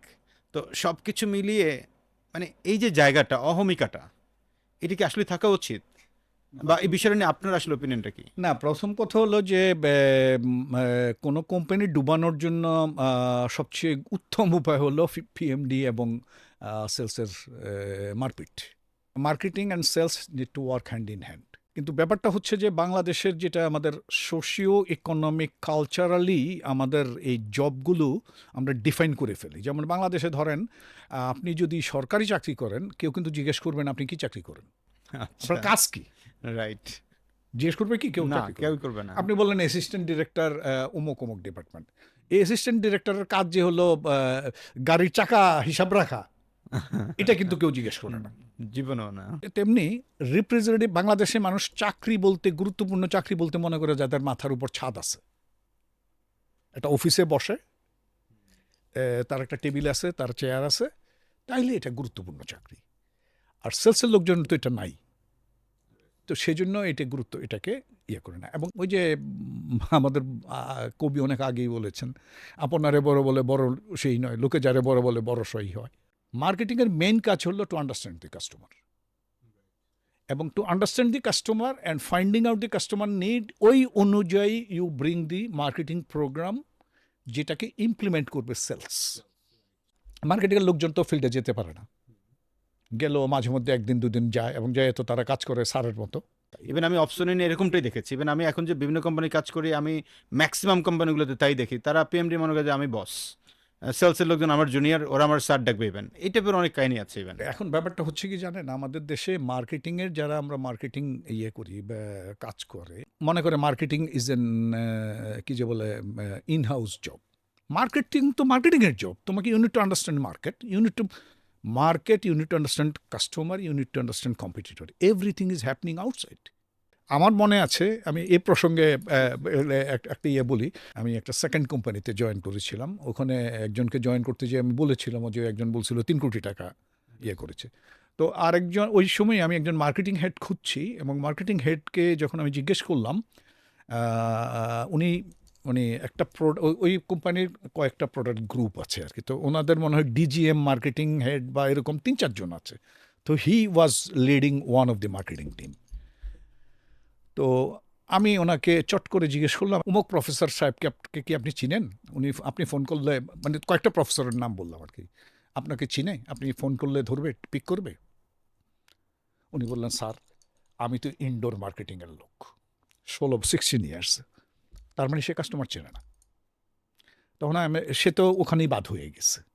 Things happens from the top. মাছ মাথা থেকে পচে বলে কথা আছে। মার্কেটিং হেড এবং সেলস হেড দুজনকে এগ্রি করতে হবে যে আমাদের মধ্যে কোনো কনফ্লিক্ট থাকবে না। রাইট। এই দুটো জিনিস দুজন একমত হতে হবে। মার্কেটিংয়ের লোকজনকে প্রচুর পরিমাণে ফিল্ডে ট্রিপ করতে হবে, প্রচুর পরিমাণে ফিল্ডে কাজ করতে হবে, রাইট। কাজ করতে হবে টু আন্ডারস্ট্যান্ড দি কাস্টমার। আমি আপনাকে যদি এইখানে আরেকটু ইয়ে দিই, আমি আমার প্রফেশনালি সেলসের জব, আমি তো বললামই, আমি এখনও বলি সেলসের job, I was not a কি বলো star salesman, I was a just performing salesman. আমার টার্গেট ছিল সাস্টেনেবিলিটি, লং টার্ম।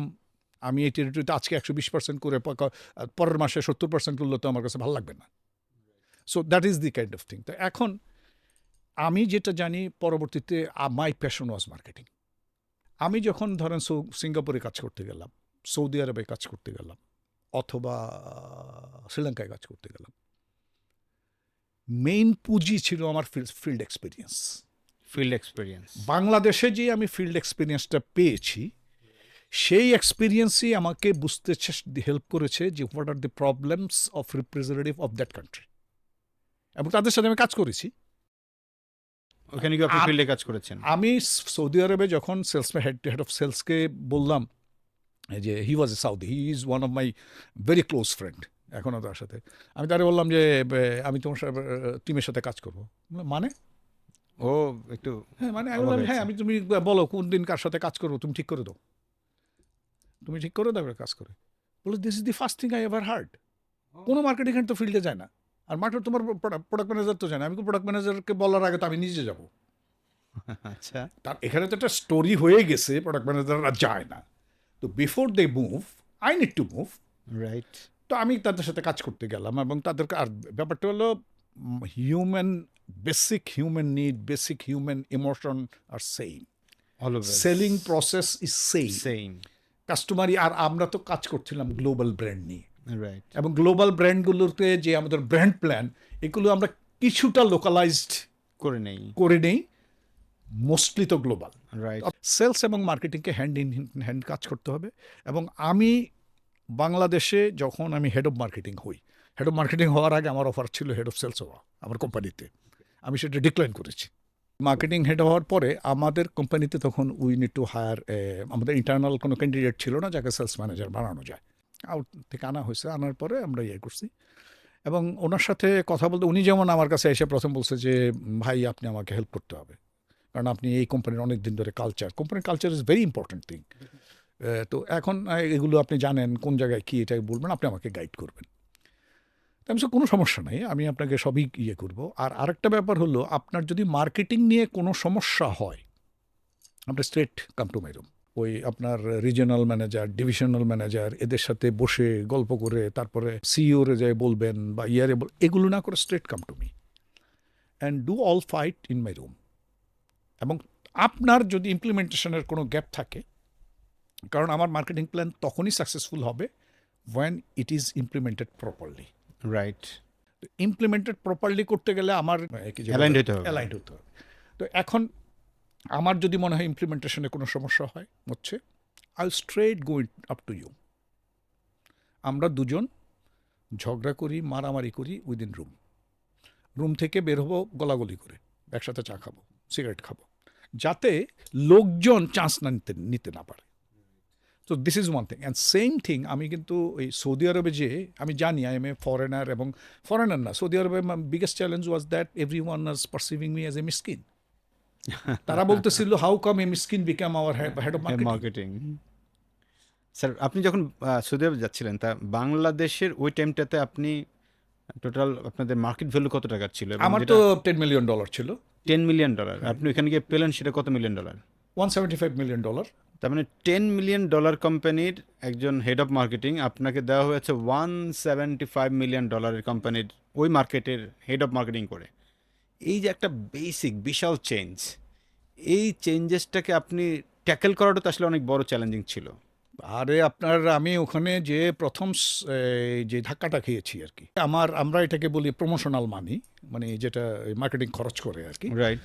প্রমোশনাল মানি, ওই আপনি গিফট কিনবেন নাকি মিটিং করবেন, they have process, they have policy, they have training. তারপরও things happens right. And they take action, that's the difference. তো ওখানে আমি যেয়ে দেখি আমার সেলসের চেয়ে প্রমোশনের মানি বেশি। বাংলাদেশের সেলস ছিল 10 মিলিয়ন, আর আমার প্রমোশনের মানি হলো $12 million। সৌদি আরবে 175 মিলিয়ন টাকা চালানোর জন্য আমার 12 না $15 million হলো প্রমোশনাল মানি। ওকে। আর এখানে আমার টোটাল সেলস $10 million। এখন আপনার ইটস এ হিউজ থিং। এটা হলো একটা ব্যাপার। আমি একদিন একটা ডাক্তারের চেম্বারে গিয়েছিলাম ব্যক্তিগত প্রয়োজনে, ডাক্তারের কাছে তো যেতেই হয়। I myself can do my appointment. আমি কল করেই চলে যাই, কারণ আপনি তো ফিল্ডে কাজ করেছেন, আপনি মার্কেটিং থাকলেও কাজ করেছেন, দ্যাটস ওয়াই এই অ্যাক্সেসটা আপনার তৈরি হয়ে গেছে। এখন আমি আপনাকে বলি, আমি হঠাৎ করে দুটো জিনিস দুদিন দেখেছি মেডিকেল রিপ্রেজেন্টেটিভদের। দুটো জিনিস দেখে আমি দুটোই লিখেছি, এবং এটাকে আমি মার্কেটিংকে বলেছি যে মার্কেটিং আর what you are doing. Okay, কি ছিল স্যার? একটা কোম্পানি রিপ্রেজেন্টেটিভকে গিফট হিসেবে দিয়েছে ডাক্তারকে দেওয়ার জন্য ডিম। আচ্ছা, ডজন ডিম। আচ্ছা। ওই যেই প্রোডাক্ট ম্যানেজার, আমি বলছি he is a brilliant product manager, বুঝছি উনি কোনো মেসেজ দিতে চাইতেছে, কি দিতে জানি না। উনি কি জানেন একটা রিপ্রেজেন্টেটিভ এই ডিমগুলো, ও তো মোটরসাইকেল নিয়ে যায়, এটা কীভাবে ক্যারি তার করবে? ব্যাগের ভিতরে কয়টা ডিম ভাঙবে, এবং যদি ডাক্তারের ভিতরে যে যখন প্যাকেটটা দিয়ে যদি দেখা যায় যে এখান থেকে ভেঙে গেছে ডিম, হোয়াট উইল হ্যাপেন? এই যে গিফটটা চুজ করলো, এই রিপ্রেজেন্টেটিভ কি কখনো তাকে মনে থেকে করতে পারবে? না, গালিগালাজ করবে স্যার। আবার দেখলাম কি একদিন 10টা কোম্পানি রিপ্রেজেন্টেটিভের সিরিয়াল দিয়ে রাখা ব্যাগ ডাক্তার চেম্বারে ঢোকার জন্য। আমি রিয়েল লাইফ বলছি, যেটা আমি দেখছি। 10 জনের মধ্যে শীতের পিঠার প্যাকেট 10 জনের হাতে 10টার মধ্যেই আছে। ডাক্তার কটা পিঠা খাবে? আর এই ঠান্ডা পিঠা খাবে? আপনি তো ইউনিক জিনিস দিতে চাইতেছেন। রাইট। এটা কি হল? তার মানে একজন প্রোডাক্ট ম্যানেজার হিসেবে আপনি যখন কোনো একটা গিফটকে চুজ করছেন, তখন আপনাকে অনেকগুলো বিষয়কে চিন্তা করে দেন করতে হবে। আমি আপনাকে একটা বলি, this is what I learn from field. আমাদের এই কোম্পানি থেকে তখন আমরা একটা দিতাম, ইয়ার প্ল্যানার, টিউবারকুলোসিস প্রোডাক্টের জন্য। তা আমাদের তো আবার বলা থাকতো যে কোন ডাক্তারকে দিতে হবে, কেমিস্টকে দেওয়া যাবে না, করা যাবে না। এখন ইয়ার প্ল্যানার যেটা দিছে, আর আমাদের সময় আমরা রিপ্রেজেন্টেটিভ হিসেবে সিবেগে গিয়ে একটু আরেকটা কারণে একটু আলাদা মনে হইতো তাদেরকে, কারণ আমরা ব্রিফ কেস ক্যারি করতাম, ওই ব্যাগ না। রাইট, সিঙ্গারা ব্যাগ না। তো ওই ব্যাগ আমি দেখি এটা ব্যাগের মধ্যে ঢুকাতে পারতেছি না। মানে আপনার ব্রিফ কেসে ঢুকে না? ব্রিফ কেসে এটা ঢুকে না, সাইজ না, ঢোকার কথা হতো না স্যার, কারণ একটু বড় সাইজ। আমাকে একটা আলাদা ব্যাগ নিতে হলো, মোটরসাইকেলের হ্যান্ডেলে ঝুলাইতে হলো। এটা কখনো খুলে পড়ে যায়, কখনো হয়ে যায়। আবার ডাক্তার চেম্বারে ব্যাগ এটা একটা নিয়ে ঢুকছি, it makes life problematic. And যেই দেখে সেই বলে ওটা থেকে একটা দেন না সেলিম, কেমিস্ট বলে ভাই দেন না একটা, কাজে লাগুক আর না লাগুক। রাইট। তখন আমি চিন্তা করলাম, আচ্ছা why he has given it in a way যেটা আমি ব্রিফ কেসে ঢোকে না। আমি তো তখন ধরি নেই যে আমি প্রোডাক্ট ম্যানেজার হবো। আমি যখন হইলাম তখন আমার প্রোডাক্ট ম্যানেজার কোনো গিফট নিয়ে আসলে আমি প্রথম বলতাম, কী জন্য দিবেন এটা, কেন দিবেন? তারপর জিজ্ঞেস করতাম যে রিপ্রেজেন্টেটিভদেরকে টেস্ট করাইছেন কিনা। তো এই যে ছোট জিনিসগুলো, এইগুলো কিন্তু একটা বড় গ্যাপ তৈরি করে। মানে ধরেন ওরা মনে করে দে ডোন্ট বদার। তখন ওই যে মনের থেকে যে একটা ভালোবাসার জায়গাটা কমে যায় আর কি। তো স্যার আমি এখান থেকে তাহলে আমরা যারা পিএমডিতে আছি তাদেরকে আমি ৩টা মেসেজ দিতে চাই। প্রথম মেসেজটা হচ্ছে এই যে আপনি যখনই কোনো একটা প্রোডাক্টের জন্য আলাদা গিফট চিন্তা করবেন, অবশ্যই ফিল্ডের মানুষরা কি পছন্দ করে, কিভাবে সেটাকে রিসিভ করে, ইভেন প্রয়োজনে স্যার যেটা বললেন যে আপনারা এমপিওদেরকে দিয়ে একটু ট্রায়াল দিবেন, ইভেন তাদের কাছে একটু ফিডব্যাক নেবেন যে আসলে এই জিনিসটা কেমন। সেকেন্ড ওয়ান হচ্ছে যে আমি স্যারের আগের কথার মধ্যে থেকে ওই দুটাকে একটু পিক করতে চাই, যে একটা মান্থলি কনফারেন্স সব কোম্পানি করে, ওই মান্থলি কনফারেন্সে একটা টাইম রাখবেন, সেটা আমি মনে করি যে মিনিমাম 2 ঘন্টা রাখা দরকার, অথবা 1 ঘন্টা হলেও রাখা দরকার, যে একজন রিপ্রেজেন্টেটিভ কোন কোন জায়গাগুলো স্ট্রাগল ফেস করছে, তার কোন ডাক্তারকে নিয়ে স্ট্রাগল ফেস করছে, এটা বলবে এবং সবাই মিলে এটার সমাধান দিবে। ইভেন এরকম যদি 4-5টা কেস স্টাডি আকারে সমাধান দিতে পারে, তখন কিন্তু ওই রিজিয়নের একটা আলাদা করে ডেভেলপমেন্ট হতে পারে। আপনি যখন কোনো একটা রিজিয়নাল কনফারেন্সে যাচ্ছেন, ওই কনফারেন্সে কীভাবে এমপিওরা প্রশ্ন করবে, দিস ইজ পাওয়ারফুল একটা পার্ট, এবং এটা কিন্তু পিএমডির দায়িত্ব। পিএমডি থেকেই মেইনলি রিজিওনাল কনফারেন্সগুলো কন্ডাক্ট করা হয়। সো আপনাদের একটা বড় দায়িত্ব যে এমপিওরা কীভাবে প্রশ্ন করবে, তাকে ক্লোজ এন্ডেড প্রশ্ন হোক, ওপেন এন্ডেড কোয়েশ্চেন হোক, বিটিকিউ হোক, এই বিষয়গুলো শেখানো, ট্রায়াল করানো, ইভেন প্রতিনিয়ত এগুলো নিয়ে শেখানো। 3টা কাজ খুব খুব জরুরি। এবং ফাইনালি যে মেসেজটা দিতে চাই, 4 নম্বর মেসেজটা, সেটা হচ্ছে এই পিএমডি এবং সেলস দুইটা আসলে হ্যান্ড টু হ্যান্ড আগাইতে হবে। এখানে আপনি বড় হয়ে গেলেন, উনি ছোট না, এই জিনিসটা কখনোই ভাবার ঠিক না। আমি যেহেতু স্যার সেলস র্যাপ ছিলাম, অপশনারি থাকা অবস্থা আমার এখন মনে আছে, অপশনারির একজন খুবই ভালো এক্সিকিউটিভ ছিলেন। ভালো এক্সিকিউটিভ বলছি বিকজ পছন্দ করতো আমাদের ফিল্ডে সবাই, ওর নাম ছিল রাসেল। অপশনারির খুব বিখ্যাত একটা প্রোডাক্ট ফিনিক্স, এই ফিনিক্সের প্রথম এক্সিকিউটিভ ছিল রাসেল ভাই। তো রাসেল ভাই পুরো বাংলাদেশের এরিয়া ম্যানেজার, এমপিওদের কাছে অন্যরকম একটা গ্রহণযোগ্য ব্যক্তি ছিল, বিকজ উনি যখনই কথা বলতো সালাম দিয়ে, হাসি দিয়ে, অন্যরকম একটা বিষয় শেষ করেনি স্যার। সো হাসি দিয়ে, ইভেন মিটিং সিটিংগুলোতে উনি অন্যরকম সম্মান করতেন, ইভেন একজন এমপিওকে সম্মান করতেন। এতে করে হয়েছে কি, তার প্রোডাক্টটা অনেক বড় হয়ে গেছে রাতারাতি। এই যে জায়গাটা, আপনার কথা থেকে আমি উঠি, that is the thing I picked. Right sir. সে ফিল্ডের কাছে জনপ্রিয় দেখে তার প্রোডাক্ট দাঁড়াইছে, বড় হয়ে গেছে স্যার। আমি ওই জন্যই বলতাম be champion of your reps, right, your brand will be automatically champion.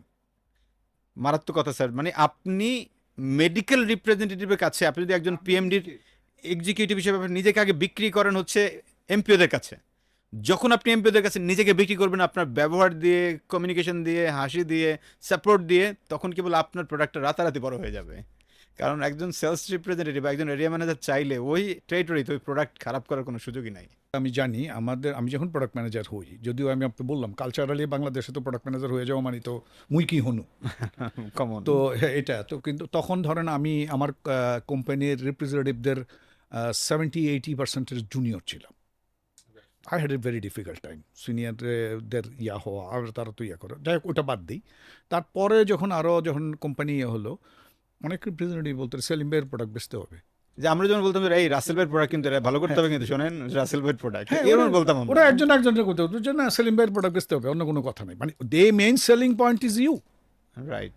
এখন how empathetic you are, how you well understand the customers and also you. Absolutely sir. এবং স্যার এখানে আপনার এই কথা থেকে আমি আরেকটা মেসেজ দিতে চাই যারা পিএমডিতে কাজ করছি, যে আসলে আপনি পিএমডিতে ভালো করতে চাইলে আপনাকে ফিল্ডে যেতে হবে, ফিল্ডে কাজ করতে হবে। অনেকে আছেন যান ফিল্ডে, কিন্তু গিয়ে আমরা যেটা দেখি যে আপনি একজন রিপ্রেজেন্টেটিভের সঙ্গে গিয়ে এমনিতেই মানে নামমাত্র একটা ডাক্তার ভিজিট করে চলে আসেন। রিয়েলি আসলে মার্কেটটা কি, একটা কেমিস্টের সাথে কথা বলে জানার চেষ্টা করা বা একজন ডাক্তারের সাথে কথা বলে জানার চেষ্টা করা, এই জায়গাগুলো নিয়ে কাজ হয় না। মানে হয় যেটা হচ্ছে আমি যাচ্ছি করতেছি এরকম একটা ভাব, মানে আপনি যে একটা প্রবলেম সলভ করার জন্য এখানে মার্কেটে ঢুকতেছেন সেই কাজটা হয় না আর কি, যেটা আমার এক্সপিরিয়েন্স বলে। বিভিন্ন জায়গায় আমি দেখেছি এই ঘটনাটা স্টিল চলমান। তো সেই জায়গাটায় স্যারের পরামর্শ হচ্ছে যে আপনি যদি ভালো করতে চান, ফিল্ডে গিয়ে জানতে হবে কোন জায়গাটাতে আপনি আরও ভালো করার সুযোগ আছে।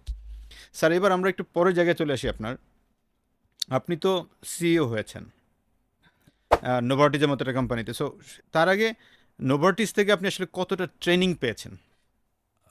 নোভার্টিস ওয়াজ এ ট্রেনিং হাউস অ্যাকচুয়ালি বলা চলে আর কি, যে গ্লোবালি এটা আসলে লিগেসিটা ঠিক নোভার্টিসের না, লিগেসিটা হলো সিবাগেগির।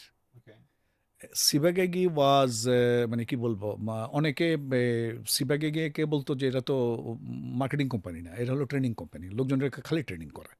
যেমন ধরেন আমাদের মেডিকেল রিপ্রেজেন্টেটিভ আমি যখন জয়েন করি, 6 মাস যখন পার হয়ে যায়, 6 মাস পার হয়ে গেলে মানে যখন আমাদের কনফার্মেশন হয়, তখনই ডেকে selling skill training course, that's the beginning. এবং এই সেলিং স্কিলস ট্রেনিং কোর্স ওইখানে সিবাগেগিতে এমডি থেকে সবাইকে করতে হবে।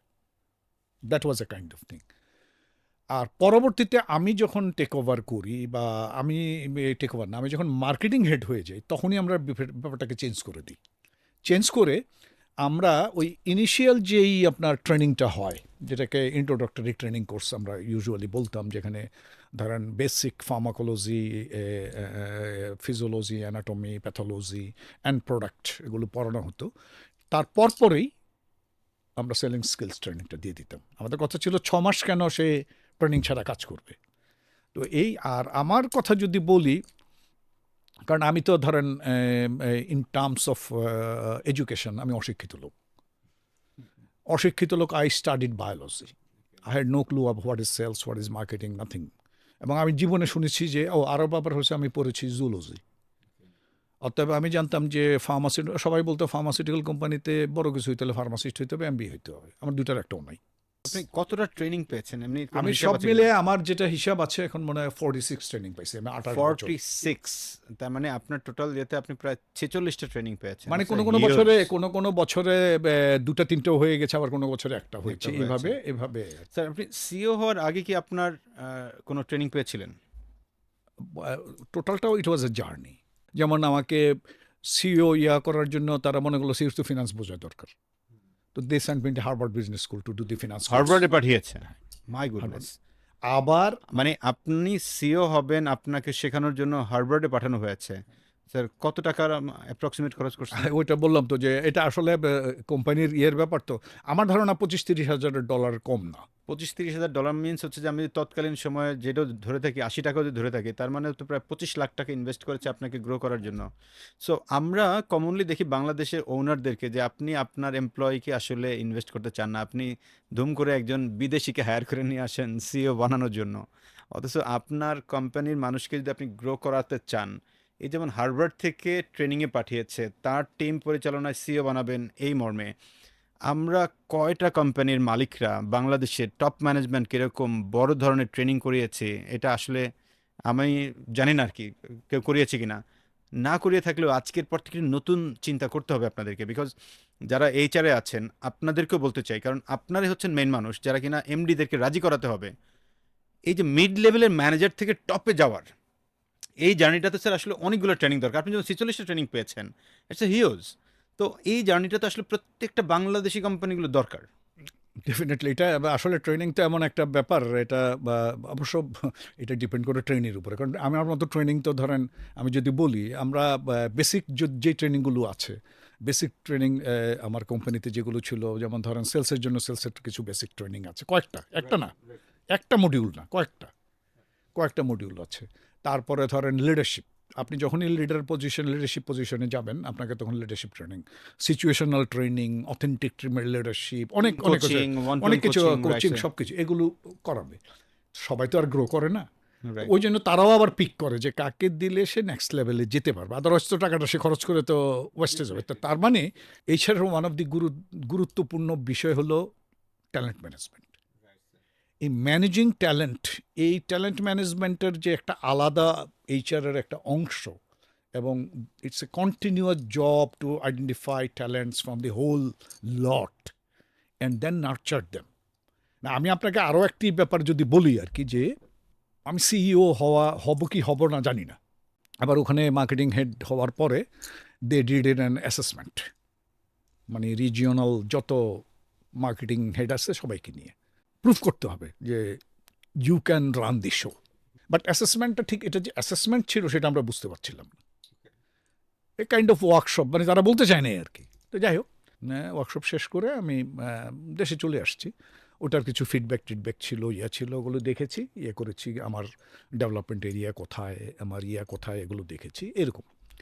তো এক পর্যায়ে আমি ওই সময় আমি আমার হেডকোয়ার্টারে যাই, মানে হেডকোয়ার্টার মানে আমাদের সুইজারল্যান্ডের বাজেল সিটিতে আমাদের হেডকোয়ার্টার, কোনো একটা মিটিংয়ে একটা গেছি আমি, ওখানে মানে একটা মিটিং ছিল, একটা ট্রেনিংয়ে গেছি। ওখানে আমাদের যেহেতু গ্লোবালি তারা 145-46টা কান্ট্রি, এগুলো আবার রিজিয়ন আছে, যেমন ধরেন ইউরোপ একটা region, America itself a region, Japan as individual country is a region, আবার এশিয়া আফ্রিকার কান্ট্রিগুলো মিলে একটা রিজন। তা আমি এশিয়া আফ্রিকা কান্ট্রির ওর ট্যালেন্ট ম্যানেজার এক ভদ্রমহিলা, স্প্যানিশ, উনি দূর থেকে আমার দেখেই বললো যে তুমি সেলিম না? আমি বললাম হ্যাঁ। এখন একজন মহিলা ডাকলো, মহিলাদের তো চেনা উচিত। তো যাই হোক, তা আমি তারা করলাম, বলার পরে বলে তুমি বুঝতে পারো না তোমার সাথে আমার দেখা হয়েছে? আমি হ্যাঁ, আমি তোমার সাথে দেখা হয়েছে, আমিও বলতেছি। তো তখন সে রেফারেন্স দিল, তো দেওয়ার পরে তোমার সাথে আমার একটু কথা আছে। তো সে আমার কফির দাওয়াত দিল, দাওয়াত দেওয়ার পরে আমি কফি খেতে গেলাম। যাওয়ার পরে আমার বললো, আচ্ছা তোমাদের যে একটা প্রোগ্রাম হয়েছিল, ওই প্রোগ্রামটা তো আমি রান করতে গেছিলাম ব্যাংকক বা সিঙ্গাপুরে, ওই যে অ্যাসেসমেন্ট সেন্টারটা, ওটা থেকে what are the feedbacks you got? আমি বললাম যে আমার এই জায়গায় কিছু ডেভেলপ করতে হবে, এই জিনিসগুলো ইম্প্রেসিভ, দ্যাটস ইট। তা আমি বললাম যে হ্যাঁ, এটি তো শুনছি। মানে উনি একটু বিরক্ত হলেন আর কি, বলে তোমার ভালো জিনিসগুলো তুমি কিছু শোনো নাই? তা আমি বুঝছি যে এখন যদি আমরা কিছু বলতে যাই, দেন দি প্রবলেম, আমার বস প্রবলেমে পড়তে পারে, HR প্রবলেমে পড়তে পারে।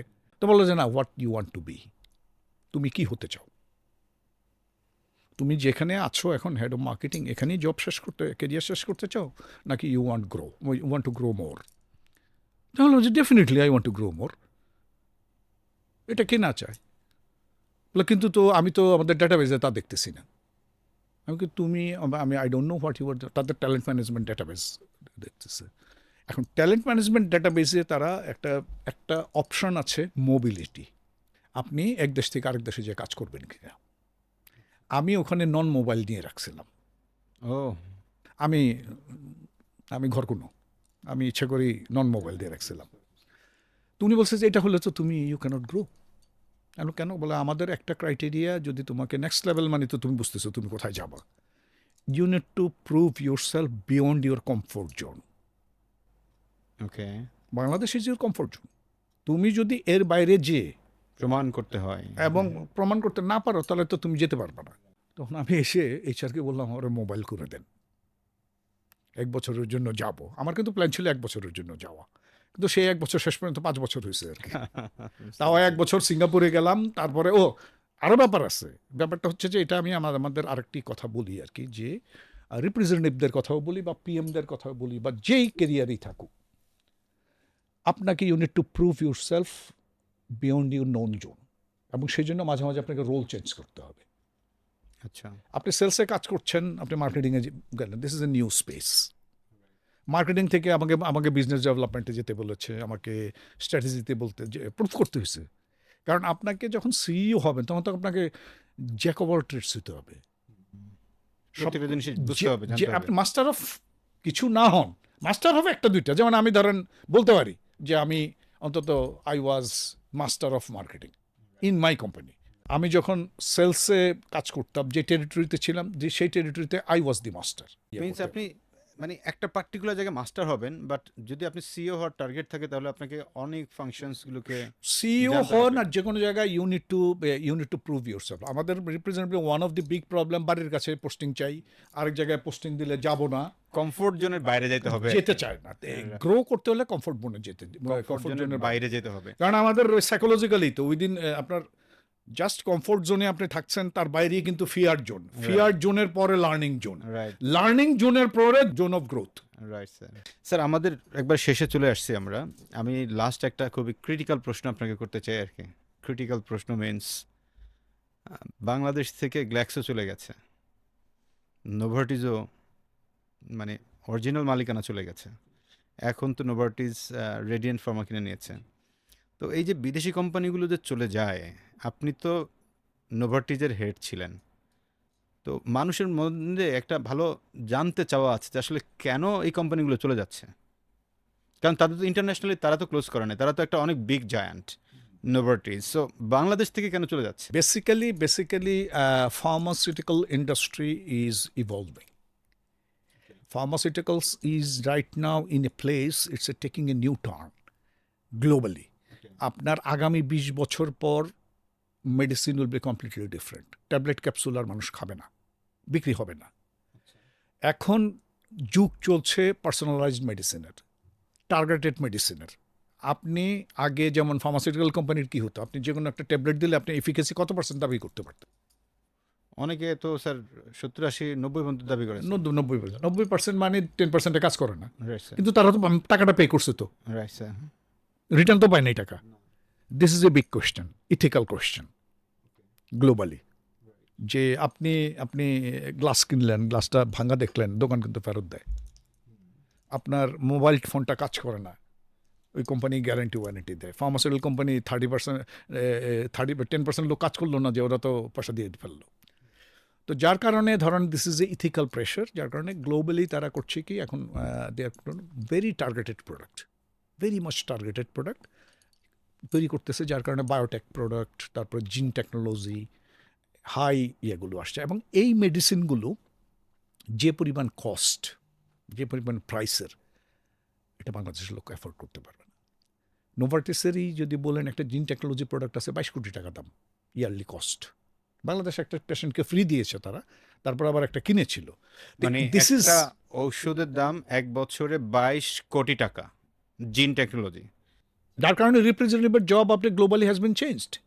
স্যার আমি কিন্তু প্রথম একটা টার্ম শুনলাম জিন টেকনোলজি, আমি কিন্তু জানতাম না স্যার, আমি লাইনের লোক, তারপরেও আমি বায়োটেকনোলজি জানি, বাট জিন টেকনোলজি নিয়ে যে কাজ চলছে এবং নোভার্টিজের একটা মেডিসিন যেটা 1 বছরে হয়তো একটা মেডিসিন একজনের জন্য 22 কোটি টাকা, যেটা আসলেই অ্যাফোর্ড করার মতো আসলে আমাদের খুব রেয়ারলি কিছু পেশেন্ট আছে। হ্যাঁ, তো this is one of the thing, this is Right. Change of the portfolio. They will look into the business from মানে গ্লোবাল পার্সপেক্টিভ। বাংলাদেশের ছোট দে জায়গা ডোন্ট তাদের কেয়ার। জন্য। এবং আমি যদি বলি বাংলাদেশে, আমি তো বাংলাদেশেরও মার্কেটিং হেড ছিলাম, এবং আবার সৌদি আরব মার্কেটিং হেড ছিলাম। আমি জানি দুটার ডিফারেন্স কি। বাংলাদেশে মাই কন্ট্রিবিউশন টু দি গ্লোবাল ওয়াজ 0.04%। আপনার যদি, আপনি যদি সেলস ম্যানেজার হন, আমি ধরে নিচ্ছি আপনি যদি সেলস ম্যানেজার হন, ভুরুঙ্গামারির কেমিস্ট্রির সমস্যা নিয়ে আপনি মাথা ঘামাবেন? না, আপনি কী করবেন? বাদ দাও, এটা বিক্রি করুন না ওখানে। ঝামেলা হচ্ছে যখন কেমিস্ট্রি অ্যাসোসিয়েশন সমস্যা করতেছে, তো ক্লোজ করে দাও। ক্লোজ করে দাও, কারণ আপনার তো সারা বাংলাদেশ আছে। রাইট। তো বাংলাদেশের বিষয়টা, this is one thing. Second thing, এখানে আপনার যদি বলেন আমি ওই সিইও হওয়ার পরে এই ধরনের এই জিনিসগুলো দেখতে পারছি। যেমন তারা কান্ট্রিকে অ্যাসেস করে বিভিন্ন অ্যাঙ্গেল থেকে। একটা তো বিজনেস পটেনশিয়াল তারা দেখে, আর বিজনেসের what is the only goal? Only goal was profit maximisation, nothing else. পৃথিবীতে মানব সভ্যতার ইতিহাস 12,000 বছর। বিজনেস অর্গানাইজেশনের বয়স হলো হার্ডলি 300 বছর। যখন ইন্ডাস্ট্রিয়াল রেভলিউশন হয়েছে, মেশিন তৈরি হয়েছে, তখন আপনি কোম্পানি তৈরি করছেন। তার আগ পর্যন্ত তো কোম্পানি ছিল না। প্রোডাকশন ছিল বেসিক্যালি নেচার ভিত্তিক, খেতে যা ধান হয়। এবং তখন এই ধরেন বিজনেসম্যানরা they try to skim profit each and every way. ভেজাল মেশানো থেকে শুরু করে, যেটা আমরা আজকে বাংলাদেশে বলছি, ভেজালকে আমরা মিশেছি প্রথম। ভেজাল আগে ওই ইনোভেটররাই মিশেছে, কারণ তারা প্রফিট করতে চেয়েছে। এখন এগুলোতে অনেকগুলো রেগুলেটরি অ্যান্ড ইথিক্যাল কনসার্ন চলে আসছে। ইথিক্যাল কনসার্ন চলে আসাতে এখন এটাকে বলা হয় ট্রিপল পি। আপনাকে আগে ছিল অনলি 1P, এখন triple P. You need to ensure profit, you need to take care of planet মানে environment, you need to take care of people, society. People, planet, profit. Okay. এখন এই 3P করতে যেয়ে তাদেরকে, যেমন ধরেন তারা এখন যদি কোনো কোম্পানি কোনো জায়গায় কোথাও করাপশন করে, এটা যদি আমেরিকান স্টক এক্সচেঞ্জে, নিউ ইয়র্ক স্টক এক্সচেঞ্জে যদি সে লিস্টেড হয়, তার যে মামলা হবে, দেখা যাবে যে পরিমাণ জরিমানা দিতে হবে, সেই জরিমানা সে এটা কোম্পানি বিক্রি করে দিতে পারবে। কি যে বলে ওই দেশে 10 বছর বিক্রি করে আবার সেল পায় নাই। আর সেল মানে তো প্রফিট না, এবং জরিমানাটা যাবে কিন্তু প্রফিট থেকে। তো যার কারণে তারা ধরেন কান্ট্রিগুলোতে যখন দেখে, কান্ট্রিগুলোতে তারা একটা জিনিস দেখে, corruption index, how corrupt this market. এই করাপশন ইন্ডেক্স দেখে তারা ঠিক করে যে how risky my business is. তার মানে নোভার্টিস বাংলাদেশে করাপশন ইন্ডেক্সের এই জায়গাটাকেও কনসিডার করেছে। এটা শুধু নোভার্টিস না, সব সব গ্লোবাল multinational কোম্পানি। company। তারপরে যেমন ধরেন আমি আপনাকে কাজের কারণে আমি কিছু কনসাল্টিং জব করার কারণে আপনার কিছু ইনভেস্টরদের সাথে কথা করছে। They also try to look after the market volatility. Market কত আমাদের এখন যে situation is not attractive to তারপরে আরেকটা ব্যাপার আছে, কোম্পানি তো বিভিন্ন রকম আছে। যেমন ধরেন এক সময় মার্কেটে গ্লোবালি বড় কোম্পানিগুলো গ্লোবাল মার্কেট করার জন্য they try to be international, তারপরে তারা হয়েছে মাল্টিন্যাশনাল, তারপরে তারা হয়েছে গ্লোবাল। এগুলো প্রত্যেকটারই কিন্তু আলাদা ডেফিনেশন আছে। আমি ওই ইয়াতে যাচ্ছি না। এখন গ্লোবালি মার্কেট একসময় তাদের জন্য মার্কেট এন্ট্রি করার জন্য কান্ট্রিতে তাদেরকে অফিস করে লিগাল এন্টিটি তৈরি করে ওখানে শেয়ার হোল্ডার দিয়ে, যেমন ধরেন বাংলাদেশে গভর্নমেন্টকে শেয়ার হোল্ডিং দিতে হয়, ইন্ডিয়াতে গেলে শেয়ার হোল্ডিং দিতে হয়। এইভাবে তাদেরকে মার্কেটে it was a market entry strategy in different country. এখন এইটা ম্যানেজ করার জন্য তাদের আবার হিউজ একটা কস্ট। ধরেন একটা কর্পোরেট বডি আছে, কোন জায়গায় কে শেয়ার, কোন জায়গার কথায় ডিভিডেন্ড দিতে হবে, এই সেই। এখন ডিজিটাল টেকনোলজির কারণে আপনি সাপ্লাই চেইন থেকে শুরু করে অনেক কিছু you can monitor or you can run operation from global. So এই ধরনের কান্ট্রি অফিস মেনটেন করা, কান্ট্রি অফিস করা, it became a costly matter. এবং রাদার তারপর তো আরও কিছু বললাম, এক হলো পোর্টফোলিও। স্যার এমনিতে মার্কেটে একটা কমন ডায়লগ আছে এরকম যে নোভার্টিস বা জিএস মানে গ্ল্যাক্সোস্মিথ ক্লাইনের মতো কোম্পানিগুলো চলে যাচ্ছে, ডাক্তারেরা যে পরিমাণ ইদানিংকালে টাকা খায়, ওষুধ কোম্পানি বাংলাদেশে যেগুলো তারা হচ্ছে ডাক্তারদেরকে ওই পরিমাণ টাকা পয়সা দিতে পারে, বিদেশি কোম্পানিগুলো এরকম টাকা পয়সা দেয় না, সেজন্য তারা চলে যায়। এইটার আসলে কতটুকু সত্যতা? না, এটা যদি আপনি করাপশন ইন্ডেক্স বলেন সেদিক থেকে কিছুটা সত্যতা আছে, but that is not the full story. Right, আমি এই জিনিসটা আপনার কাছে that is not the full story. তার মানে যারা আমরা মনে করছি যে আসলে এই কারণেই নোভার্টিস বা গ্ল্যাক্সোস্মিথ ক্লাইন বা এই টাইপের বড় কোম্পানিগুলো চলে যাচ্ছে বাংলাদেশ থেকে, আসলে এইটা একমাত্র রিজন না, এর বাইরে আরও অনেক রিজন আছে। না, যেমন ধরেন আমি একটা কথা বলি, আমি আমাদের দেশের যত প্রবলেম আছে, আমি যখন সিইও ছিলাম অনেক প্রবলেম আমি হজম করতাম। কারণ আমার আমি যদি ভুরুঙ্গামারির রিপ্রেজেন্টেটিভ হয়ে সারাক্ষণ সেলস ম্যানেজারকে আমার প্রবলেম খালি বলি, সে বলবে যে বন্ধ করে দাও। খুবই স্বাভাবিক। তো এখানকার ব্যুরোক্রেটিক হ্যাসেল, এখানকার হ্যাসেল, আবার কলিগদেরকে I give all the credit to my colleagues who are working with this government office. তারা এত পরিশ্রম, এত টেনাসিয়াস, কোনো পয়সা দিতে পারে না, কোনো খাওয়াইতে পারে না, চা খাওয়াতে পারে না, but even then they are getting things done. যে কাজ যে কোনো লোকাল কোম্পানি একদিনে করতে পারে, আমার কোম্পানির সে কাজ করতে 6 মাস লাগতো। আমি প্ল্যান করতাম ওইভাবে। ডেফিনেটলি, কারণ বাংলাদেশি কোম্পানিগুলো তো আসলে তাদের কাছে তো বাজেট কোনো ইস্যু না, কিন্তু আপনার কাছে তো এই ধরনের বাজেট পাস করে দেখলে অনেক। না, আপনি যে আমি বললাম তো যে তারা এই জায়গায় গেছে প্রথম। এখন আমার ওয়ান অফ দি লিডারশিপ জার্নিতে দে টেস্টেড মাই ইথিক্যাল স্ট্যান্ডার্ড। রাইট, ইথিক্যালি আমি কতটা স্ট্রং, সেই জায়গাটাকে ফোকাস করছে। সো ডিয়ার ভিউয়ার্স, আমরা একবারে লাস্ট পর্যায়ে আসছি। স্যার আপনি যদি লাস্ট মানে আমাদের আজকের মেডিকেল রিপ্রেজেন্টেটিভ, ওভারঅল পিএমডি সব কিছু মিলিয়ে স্যার আপনি দর্শকদের উদ্দেশ্যে কিছু বলতে চান আর কি স্যার? নিজেকে জানেন। বহুদিন আগে সক্রেটিস বলছিলেন নো দাই সেলফ। নিজেকে জানেন, আপনার স্ট্রেংথ কোন জায়গায়, আপনার প্যাশন কোন জায়গায়, এবং প্যাশন এবং সেই ইয়েটা নিয়ে try to understand with home you are working. এবং এটা হতে পারে আপনার কাস্টমার, এটা হতে পারে আপনার কাস্টমার যখন আমি বলছি it includes both doctors and কেমিস্টরা অলসো আপনার পার্টনার, আপনার কলিগস, কম্পিটিটরসরা। আপনি বাংলাদেশে না কম্পিটিটর, আমি তো কম্পিটিটরকে আর করতাম না, কারণ কখনো জানি না গ্ল্যাক্সো আর নোভার্টিস একত্র হয়ে যায়, তো এখানে আমি মারামারি করবো কি জন্য? Right. So the thing is that know thyself and know your customer. Stay curious. Stay curious and learn. Take life as a learning journey of learning for the whole life. Sir অসংখ্য ধন্যবাদ এবং কৃতজ্ঞতা, আজকে আপনার এরকম মূল্যবান সময় আমাদেরকে দিয়েছেন। এবং আমি বিশ্বাস করি বাংলাদেশে যারা ফার্মা ইন্ডাস্ট্রিতে কাজ করে, সেলস এবং মার্কেটিং দুইটা সেগমেন্টকে আপনার এই যে জানা থেকে যে বিষয়গুলো কন্ট্রিবিউট করলেন, এগুলো তাদেরকে অনেক সমৃদ্ধ করবে। প্রিয় ভিউয়ার্স, আপনারা যারা আমাদেরকে দেখছেন সবাইকে আবারও অভিনন্দন যে আপনারা খুব কষ্ট করে অনেকটা সময় নিয়ে আমাদেরকে দেখেছেন, এবং আমি বিশ্বাস করি আপনি এখান থেকে অনেক জিনিস জেনেছেন। আমরা আবার নতুন কোনো পর্বে নতুন কোনো অতিথিদেরকে নিয়ে আমরা হাজির হব। তার আগে একটা জায়গায় বলে রাখি, সেটা হচ্ছে আপনি এই ভিডিওটা কমপক্ষে 5 বার দেখবেন। কেন? একবার দেখলে আপনি সব জিনিসকে মাথায় নিতে পারবেন না। সেজন্য বারবার দেখবেন। দেখলে সুবিধা হবে কি আপনি অনেক জিনিস জানবেন, শিখবেন, করবেন। আর স্যার যে কথাটা বলেছেন, কিউরিয়াস থাকা, প্রতিনিয়ত শেখা, এইটার বাইরে কিছু নাই আসলে। প্যাশনটাকে যদি খুঁজে বের করতে পারেন, মানে আপনার কাজকে আসলে খেলা মনে হবে, নাথিং এলস।